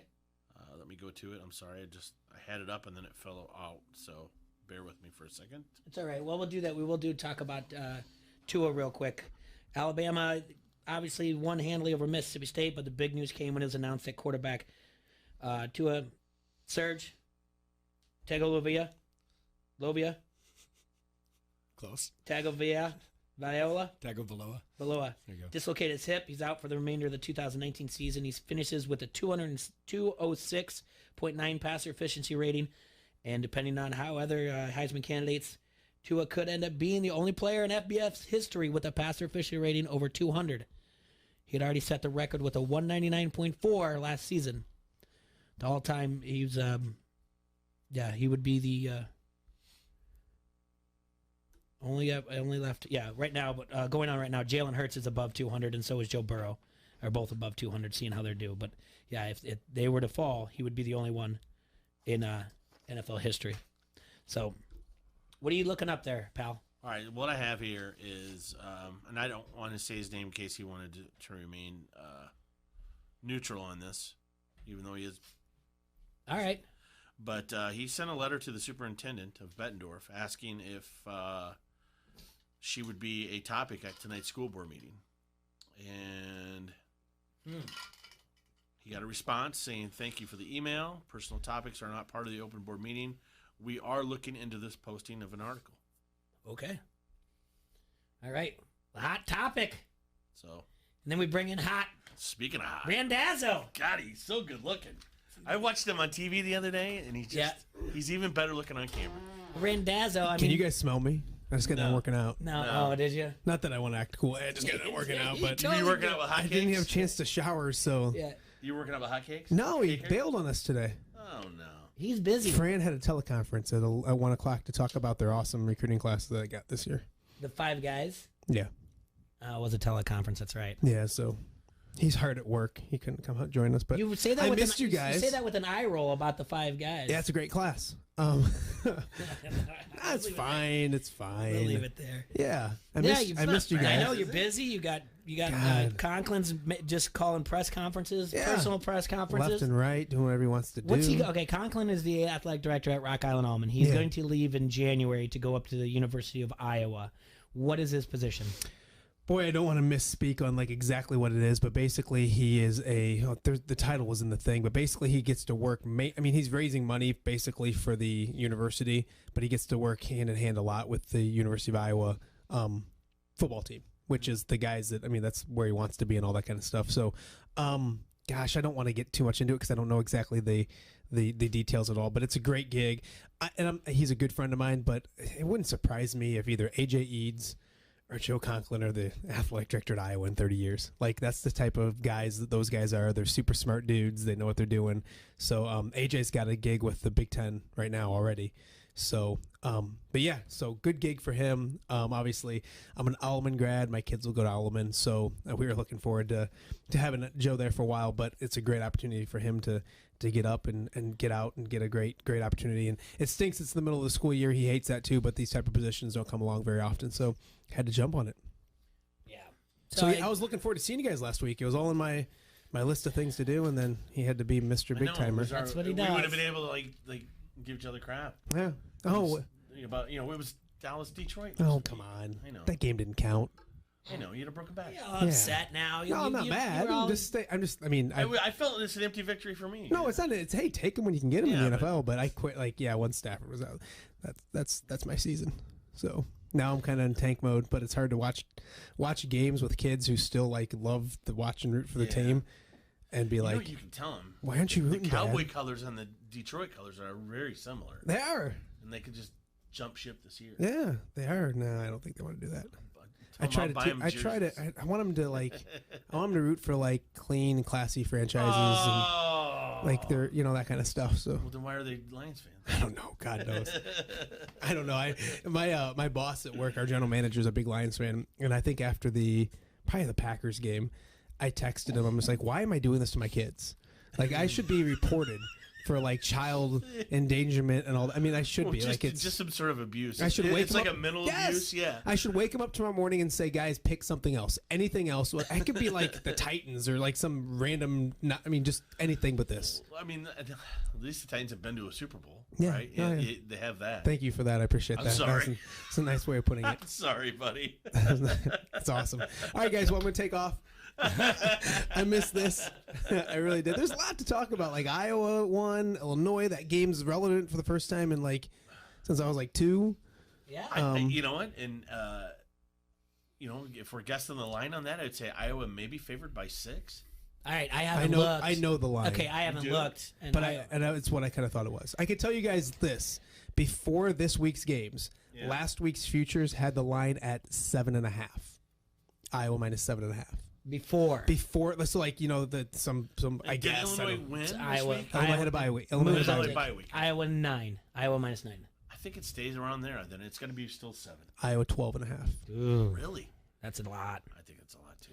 But I mean, honestly, outside of looking at some highlights, I could tell you very little about Illinois. I've had people come out of the. I mean, not people out of the woodwork, but I've had several, probably 2 or 3 people say to me, "You were really mean to Lovey on that radio show this year." And you're wrong now. You owe him an apology.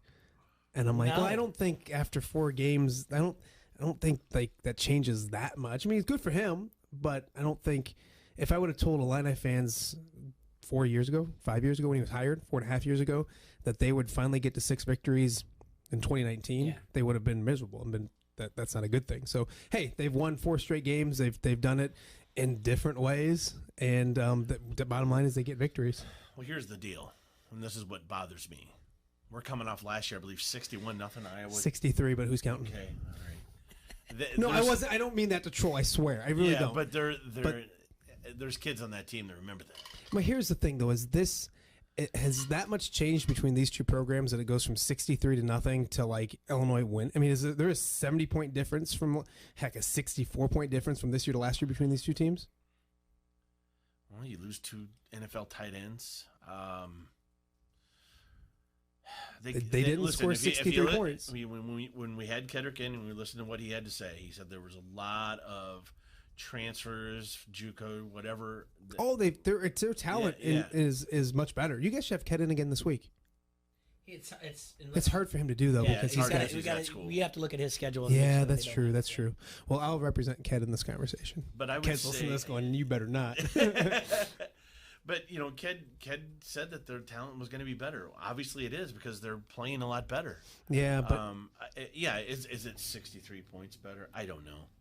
I think Iowa should win this game, but I think 12.5 is a lot. I think they win by maybe 10. I think if you're Iowa, the one worry you kind of have, not the one, but is a letdown. I mean, you have the letdown. At least you're home. It would be if you're an Iowa fan and you're looking at this as Iowa gets a huge victory against the number 18 in the nation, and then they go to Illinois after a bye week playing good football.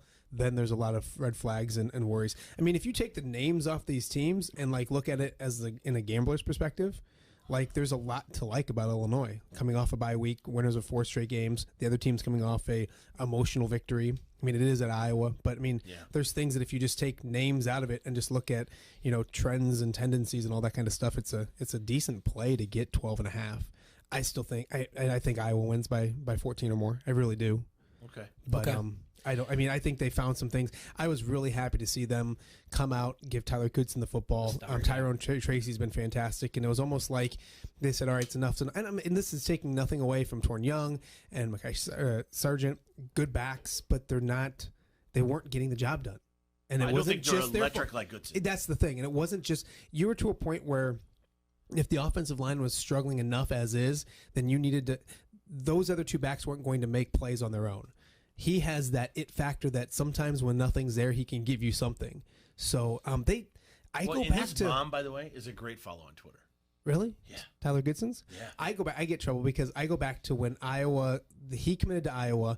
Iowa pulled away from Terrell Brock down in Quincy.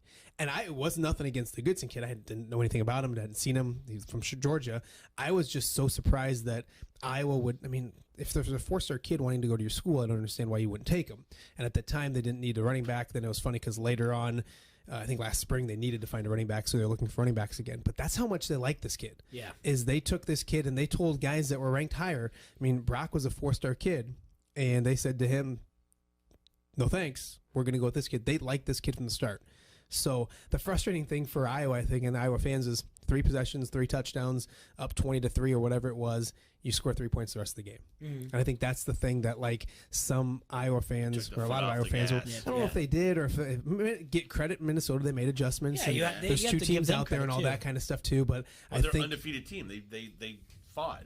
Yeah, I mean, and they made good adjustments but yeah, I think it was nice to see and Stanley's been a whipping boy this year, but when he gets time and he gets some protection, he doesn't play well against really good defenses. Well, a lot of quarterbacks I don't know if it was a 3rd and 1 at some point in that game. Who's our center? The center for the Hawkeyes? Linderbaum. Did you see the block? Pancaked him like 10 yards down there. Oh my God! Yeah, he's a special. I mean, like he's a there hasn't been a lot of talk about him. Obviously, it's been when Caker comes in on Wednesday, ask him about Linderbaum. He'll go crazy. I mean, he loves that kid.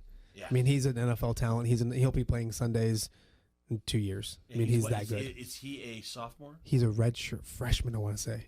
Oh my! They moved. He was a defensive tackle last year, and they moved him in the offseason to center. And he's done fantastic. Well, the way he got his pads down. I mean, he's a load, man. Yeah, no, he's a, and that's the thing is you got him at center, and then you have the 2 tackles that we all know about. So that's the frustrating thing with the offensive line is that you look at that. There's probably 3 dudes on that offensive line that are going to be playing NFL football someday, and to still have the struggles, it just shows how much of a cohesive unit it is. And if you have 1 weak spot or 2 weak spots, it doesn't matter if the other 3 are there doing their jobs. There can still be problems. So. Yeah, like I said, I think Goodson really made it so that they could mask a little bit of that. Did you guys win any money this weekend on Iowa? I didn't place any on it. I just wish you guys would listen to Dazzo and the Degenerates podcast. I mean, quick plug: 11-1 this weekend. 11-1. I mean, that's winning some. I mean, that's doing some things. Well, but let's see. What were we this weekend, guys? We're not very good at NFL. At least I wasn't using the rankings. Well, I mean, in college. I mean, there was a lot of 4-2s. What were you on, though? Okay. Explain anyone that. So there's 3 of us who do the show, and we each do 4 picks. Yeah. So I'm 2-1. I lost Iowa State -6.5. I'm the one loser. They had Iowa State and Notre Dame parlay, money line parlay, which was an easy win. Not an easy win because Iowa State had to come back. Yeah. I mean, the Iowa thing, I had them -3. Another guy had them -3 as well.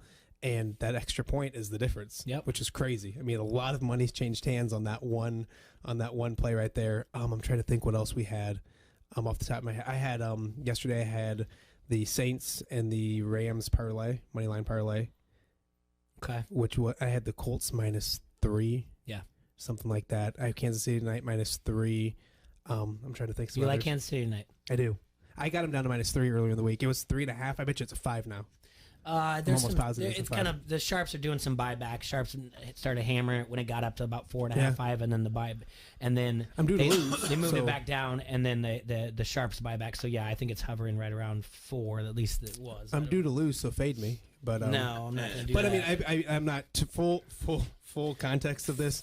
I think my last 2 weeks before that, I was 1-7, so I was due to have a good week. So well, I mean, the regressions there. It doesn't matter. We said at the beginning of the show, up until yesterday, the NFL underdogs had dominated the first 10 weeks of the book. They were at 59% against the spread. So the regression was going to happen. It happened yesterday. The favorites went 10-2 straight up and 7-4-1 against the spread. So what was like Denver was one of the favorite the ones that didn't cover or they covered because they were 10.5. Yeah, not covered, but they won. And I bet you know what the crazy one was the Niners. That touchdown at the very end of the game on the very last play. Yeah. Flipped money. It sure did. The only sharp contrarian dogs at cash yesterday were the Falcons. They were at anywhere between +6.5, +3.5. They beat the Panthers 29-3, and like you mentioned, the Broncos at +10.5 or anywhere at +10. Yeah. They covered as well. And the Bengals were +13, but they covered against the Raiders. So those were the Didn't ones. that San Fran game I think became a push because of that? No, I mean they. I don't know. Didn't it? I could be wrong. That made it 10. I bet you that's what it was. I bet you're real close to it. So depending on when you got in on that. Yeah. But yeah, 36-20 on that touchdown. Yeah, that's crazy. Yeah, it was -10 by kickoff, so they pushed it there. Have you guys talked Bears? Yeah, we talked Bears. I was working out and I didn't listen. Sorry. No, it's not that. The question is what's going on with Trubisky? Sir just glared at me when I said that. I didn't mean to. It's a local show and that's a local team. It's not like it went. I mean, way out we of the talked box. about it a little bit. I mean, he's not the first. Nagy's not the first coach to go from coach of the year to not having a good time. You know? Yeah, no. But hold on. Is it? And I'm asking you guys: are you more upset? More Serge probably. Are you more upset at Nagy, at Trubisky, or Pace, or all of the above? D. All of the Like who's at most fault for this? Pace. Yes, Pace is Pace because he drafted Trubisky. Yes. Okay. And Pace because he hired I think everything's Trubisky. Not everything, but I think he handicaps whatever Nagy can do. Like he has no confidence in doing Trubisky it. didn't draft himself. Yeah, I get that. But it wasn't Trubisky Nagy. didn't hire. But Nagy took the gig. I mean, he knew what he had. I mean, he knew it was there. Because he was probably going to get fired. Yeah, that's the crazy part. Is because he had a. He was probably didn't going to have get a fired great anyway. It playoff wasn't like game. he was getting him out of the first round of the playoffs Yeah, down there. no, I see that. I mean, so you hired a guy that all of a sudden his offense can't score at times when he has the weapons that he had. Think about that. They've become a dumpster fire. But they had Kareem Hunt. they had everything you need. This is before Mahomes started. And remember, the quarterback they had, the knock on him was that they couldn't take him to the next level.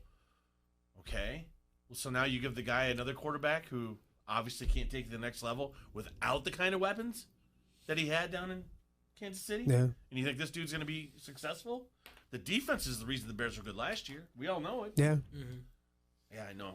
I say this is on pace. 100% pace. I'm sorry. Look at and somebody brought this up to me today. Actually, Sarge put something up on Twitter last night that the Khalil Mack trade was a home run last year. And this is nothing as Khalil. His numbers aren't what they were last year, but it's not like he's playing bad by any stretch of imagination. No. But that's suddenly a more even trade than what it was. I mean, last year it was like the Raiders are a laughingstock.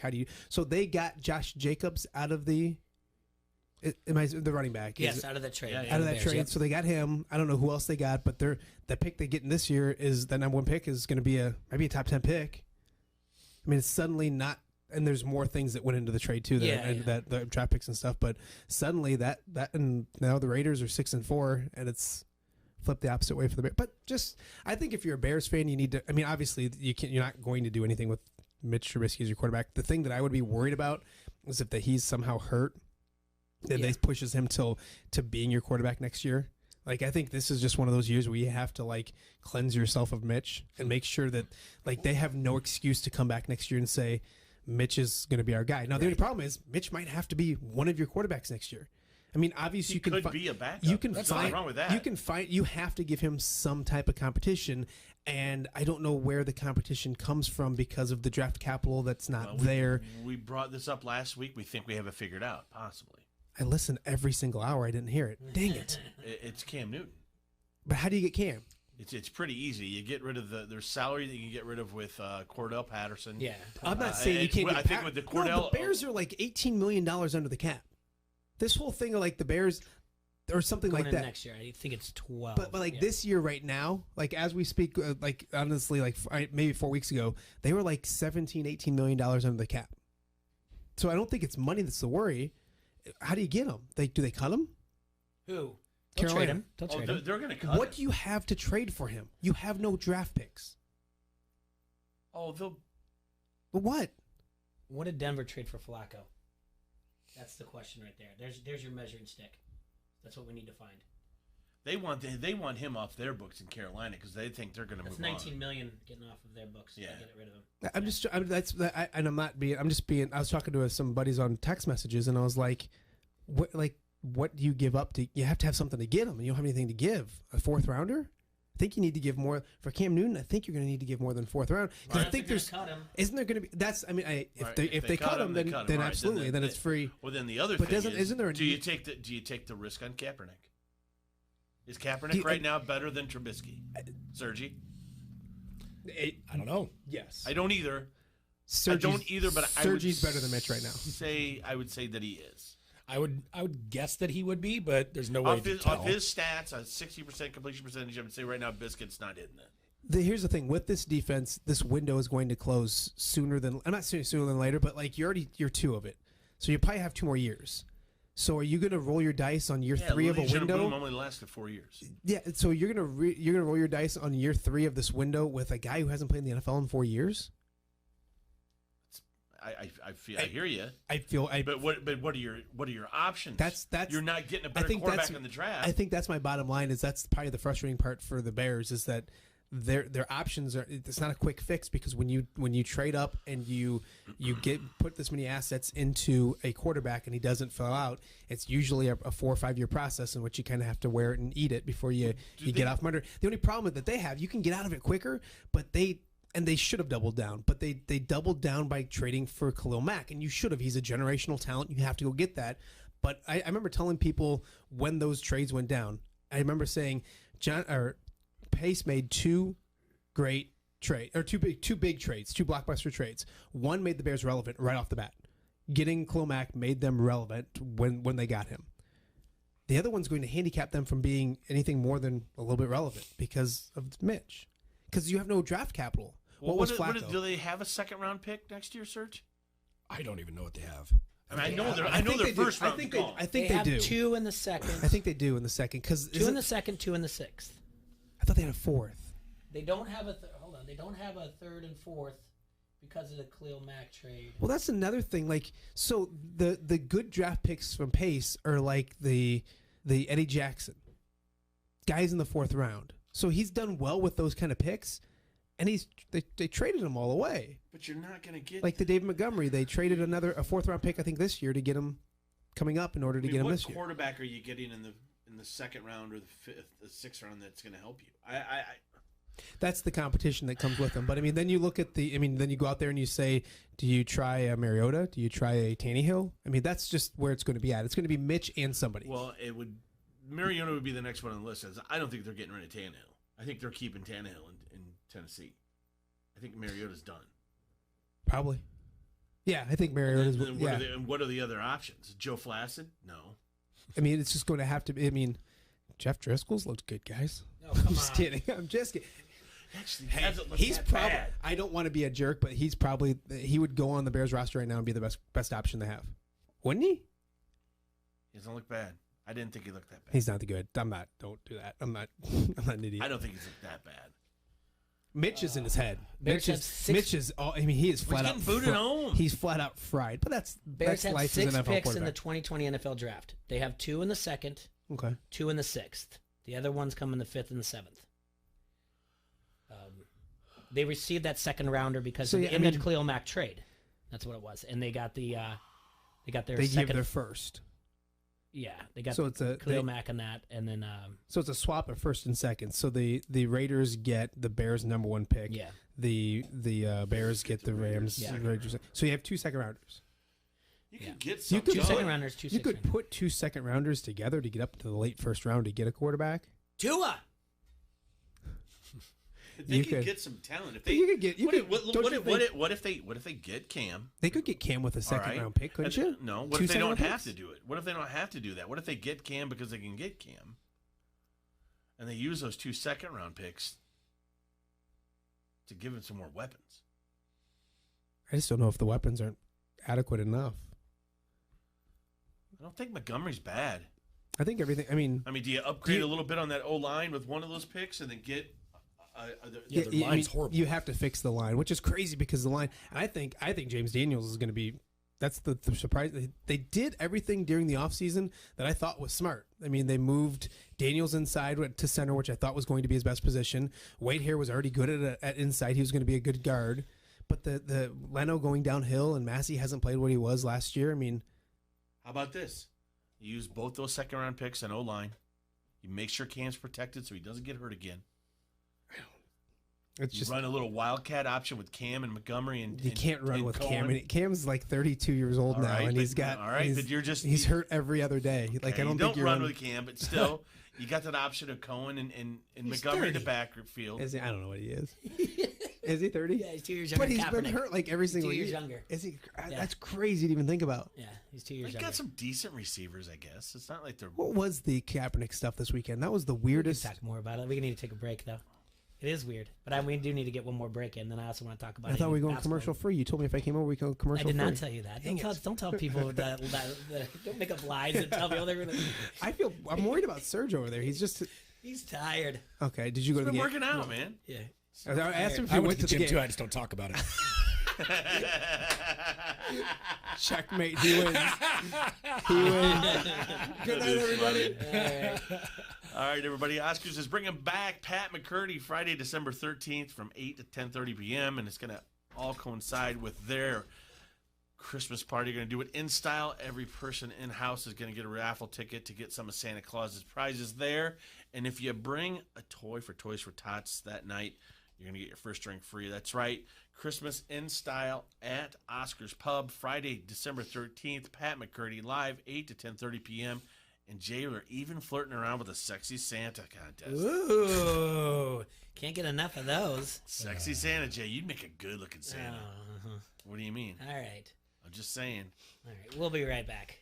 This is Adam Rosso from Hawkeye Headquarters, and you are listening to Don't Hassle Us, We're Local. ESPN 1170 AM. The change of seasons continues this week on the campus of Augustana College. The weekend starts with men's basketball. It's Illinois versus Michigan games with Alma and Calvin. The Vikings face off against Alma Friday night at 7 and Saturday at 5 versus Calvin at the Carver Center. Then on Wednesday the 20th, the Vikes play host to Loris. Game time is at 7. Women's basketball welcomes the U of Dubuque on Saturday at 2. For game times, locations, and more information, visit augustana.edu. Augustana College, a family-friendly front-row seat to big-time small college sports. In business, is it better to build your way to growth or buy your way? First Midwest Bank has ideas. It's a critical decision and different for every company. A First Midwest commercial banker can help you weigh your options, because at First Midwest, they're not just bankers, but expert financial advisors. Talk to one today or visit wehaveideas.firstmidwest.com. M&A momentum, strategic momentum, business momentum. First Midwest Bank. Renewal by Anderson has the better way to a better window, but time is running out. You only have until Black Friday to get huge discounts and great financing on energy-saving doors and windows from Renewal by Anderson. $350 off every window. $900 off every patio door. No money down, no payments, no interest for 24 months. Text COUNTDOWN to 96714. That's the word countdown to 96714 to take advantage of these great Black Friday sale deals from Renewal by Anderson. Text the word countdown to 96714.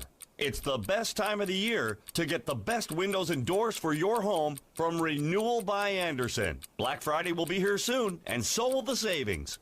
Visit renewalbyanderson.com or stop by the showroom in Davenport. The time runs out on Black Friday. The Renewal by Anderson Countdown to Black Friday sale is on now. Visit renewalbyanderson.com for details. Renewal by Anderson. We love our new windows. At Crawford Company, we specialize in plumbing, heating, and air conditioning. Sports, on the other hand... Hey, Crawford guy, go long! No, I can't. Here comes the pitch to Crawford guy. Strike three. Come on, Crawford guy, take the shot.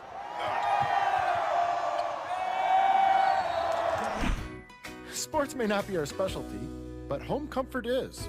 Crawford Company, plumbing and drain cleaning, heating and air conditioning. When storm damage hits, All Major Restorations is your insurance claim specialist. Loose or missing shingles, tinted siding, or damaged windows. All Major Restorations of the Quad Cities works with your insurance company, making the process quick and easy. The insurance company has people fighting for them. Let All Major Restorations work for you. Residential, commercial, and industrial. There's a reason they have an A+ accredited Better Business Bureau rating. Storm damage estimates are always free. Visit amrestorations.com. All Major Restorations of the Quad Cities. It doesn't matter what side of the river you're on.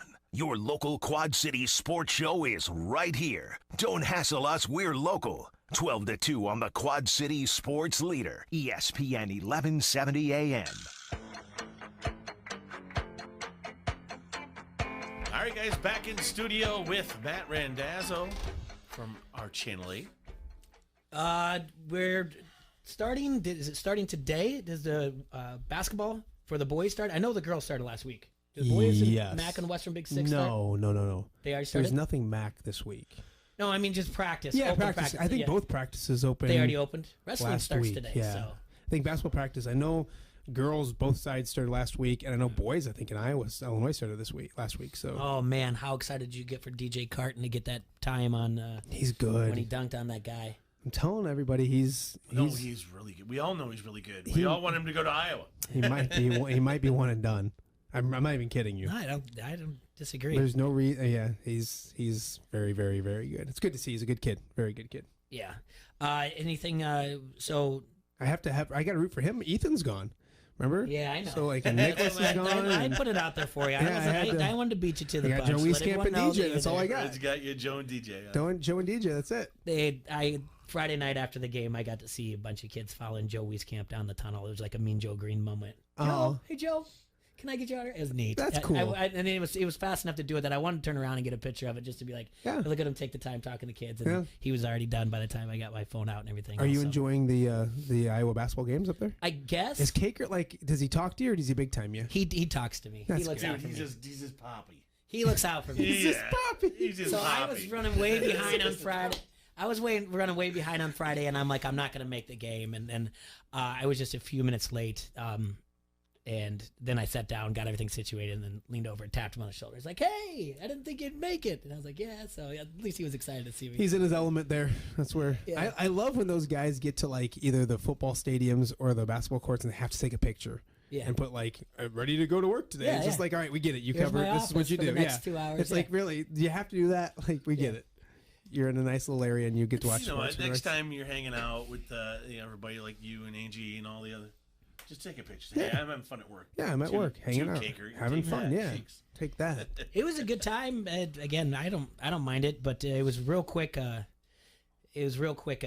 Post game conference, like 4 questions, and he was done. Fran was. Yeah. So asked about Patrick's health. That's the thing. That's just. I mean, that disappointing is a bad word to use. That's unfortunate. I mean, he's a good kid, and you hate to hear stuff like that. So hopefully, he gets everything squared away quickly. Yeah. And were you there for the DePaul game? I was there for the DePaul game. And was it as bad in person as it looked on television? My text to my buddies were outside of that. My other thing was I wouldn't be shocked if Dolph leaves the mic on hot so he doesn't have to watch this garbage anymore. Well, here, didn't they blamed him last week for that? That was Jay's fault for the loss. Oh yeah. Because you were there? Because of my first game, like, so you're the one that brought. You had nothing to do with that, baby. No, I had nothing to do with it. I said on our the Hockey Report podcast we do is that last year being in Columbus and watching the first half of the Tennessee Iowa game, I'd never really noticed the difference athletically. There was a huge athletically between those two teams. Now Iowa, to their credit, came back, played great in the second half, forced overtime, almost won the basketball game. But from a sense of athleticism, like Tennessee was on a different level than the University of Iowa, and their best athletes all left. Mm-hmm. And that's what the thing I noticed the most. I mean, DePaul's a better basketball team than last year. They're not ninth in that conference. And they got some good talent, but my goodness, that's the one thing. I mean, they would steal it and just dribble down court, and it was like Iowa wasn't moving. I mean, that's Iowa's biggest problem this year is going to be athletic teams are going to give them a hard time. So they got to shoot the ball good. They have to rebound better because athletically they're going to be at disadvantage most games. When we had Rosso on the other week, he brought up things that he had noticed from a couple years ago when they were playing really well defensively. There was a lot of talk. A lot of communication on the court. And Jay said at That's what I Friday's paid game, attention he to. tried And to- there's, I don't know what you look for because I didn't play basketball outside of like a hoop it up tournament in 8th grade.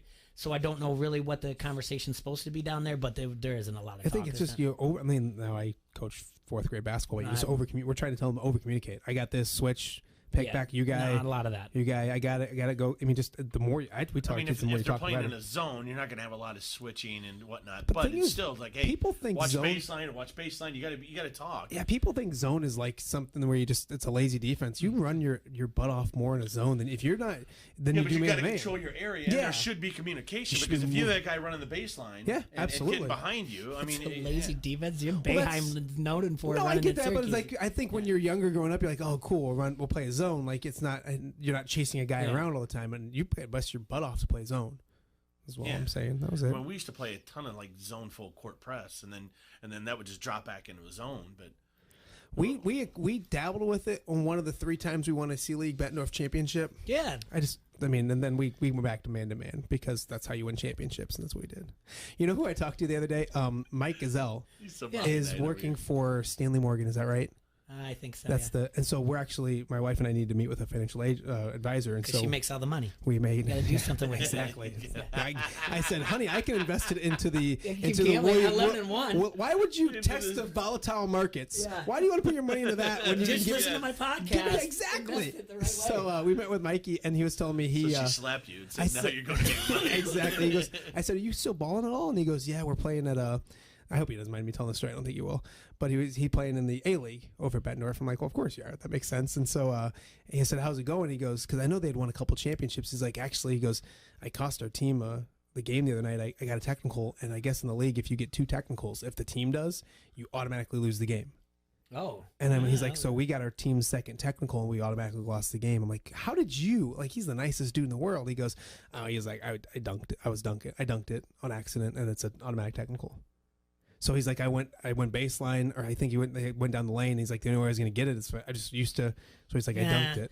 I don't like that rule. If Isn't you're that an bad? A, that's like softball, you should have unlimited or whatever else. If you're an A, you should be okay to dunk. Right? So I understand like C. I said it should be the other guy's fault. Like, what was the other technical? He goes, one of our other guys was complaining about a call and got a technical. Yeah. And so I'm just like, well, I got technicals in the league, but I was just running my mouth left and right. I wasn't. That's the only way I've ever got detected. Yeah. Well, that's why Jay doesn't dunk. Yeah, that's why. Exactly. He doesn't want to get teed up. Thank you Yeah, for pointing that out. I didn't want to say it, but you know. I thought about using that rule in the basement with the boys on the 7-foot hoop in the basement. No dunking, and if you do, it's a technical. But I like dunking on them too much, so Well, that wouldn't be too much for fun. you. Yeah, for me, exactly. They can't get there. They're my kids. What are they going can't to do? jump. Bring up ethical citizenship? Be like, whatever. Don't start this with me, Tom Kaepernick. Yeah, exactly. Exactly. Jeez. You can do whatever you want down there, and you get to say the rules. Right? I'm dead. Yeah, absolutely. Absolutely. So, have you been up there to cover any of the basketball games? No, I haven't. I'll try to get up to one soon. They got some. They don't have too many big ones at home until Big Ten starts. Yeah, nothing else. I'll really get coming. up to. I think Cal Poly on Sunday, but I'm not going to that. I'm going to go up to Where Ames are for they Iowa Thursday? Where are they Thursday? At home? Is it? Yeah. Thursday, Florida, have North Thursday. Florida or something. Yeah. I'll take my kids. We go up once between Christmas and New Year's to go, and then DJ will come eventually when Ohio State comes. So I'll definitely get to that one. Illinois plays there one time. I'll get to a few others. It was funny because when I was single without kids, like I'd even go down to Illinois for some games, but I would go to all the Iowa. And now it's just like I pick and choose like a couple. That's all I have time for, unfortunately. We get people up there, but I mean, I don't go to them and all that kind of stuff. We're gonna try to get out to visit DJ out in Columbus. So that's Do a one little thing story on that. Yeah, so we'll see. But Right on. yeah, no, I haven't seen the basketball team in person yet, but we'll. All right, plug your podcast. Well, Which how many are you which doing one? now? I know you. you got more than we It feels do. so great Come to on. see this. Yeah, you went from like, we like to do a podcast, but we have the equipment. I haven't figured out yet. Now you're just doing podcasts. I'm trying to like take nights off work because my wife's out of town, so I'm trying to be off at nights this week. And like and all of a sudden I'm like, crap, I forgot about this podcast and that podcast. So the big one is the Brian Stacking podcast. So we still have our high school football, the Score podcast. We still have 3 teams in Illinois: Princeton, Anawan Weathersfield, and Sterling Newman. So we'll do that podcast either tonight or tomorrow night. So make sure you look for that. Tom and I do the Hawkeye Report podcast, which is great this week because Ked's going to be on it. Yep. And those guys are like friends for like 25 years. We've all been friends for like 20 years. So that should be a lot of fun. with that one. And then we do the Dazzo and the Degenerates podcast. And whether you like us or like if you want to take our picks or whatever, it's a lot of fun. It's about a 45-minute podcast. We go through our wins and losses and all that kind of stuff. So check that out, Dazzo and the Degenerates. So right on. that's it. Well, good to have you back, bud. It's glad to be back. My schedule gets real easy in December, so I might live here in He's December. not. Cakert's not. Caker won't be here this week. Is he complaining because he's working like 4 days? Yeah. I won't be there. You Yeah, have to come you up know and how get much I friends have on to Wednesday. travel? Yeah. Oh. He's not complaining. Don't bring that He heat does on to- me. he does Talk to about me. his Poppy. Yeah, don't stop it. Don't you talk about my Poppy that Stop way. it. Don't do that. Poppy takes care of me. I take care of That's Poppy. right. Dude, yes. Don't you do that. He's got Poppy's back. Don't you do that. Don't you bring that I love foulness on that. Don't do that. I love that. He works hard. you Hey know. guys, has Serge been working out? Yeah. I can tell. I can tell. All right. Thanks. 20 Dad dunks every Dazzo. morning. All right, we'll see you guys tomorrow. You guys have a hassle-free Monday, Quad Cities. Enjoy yourselves.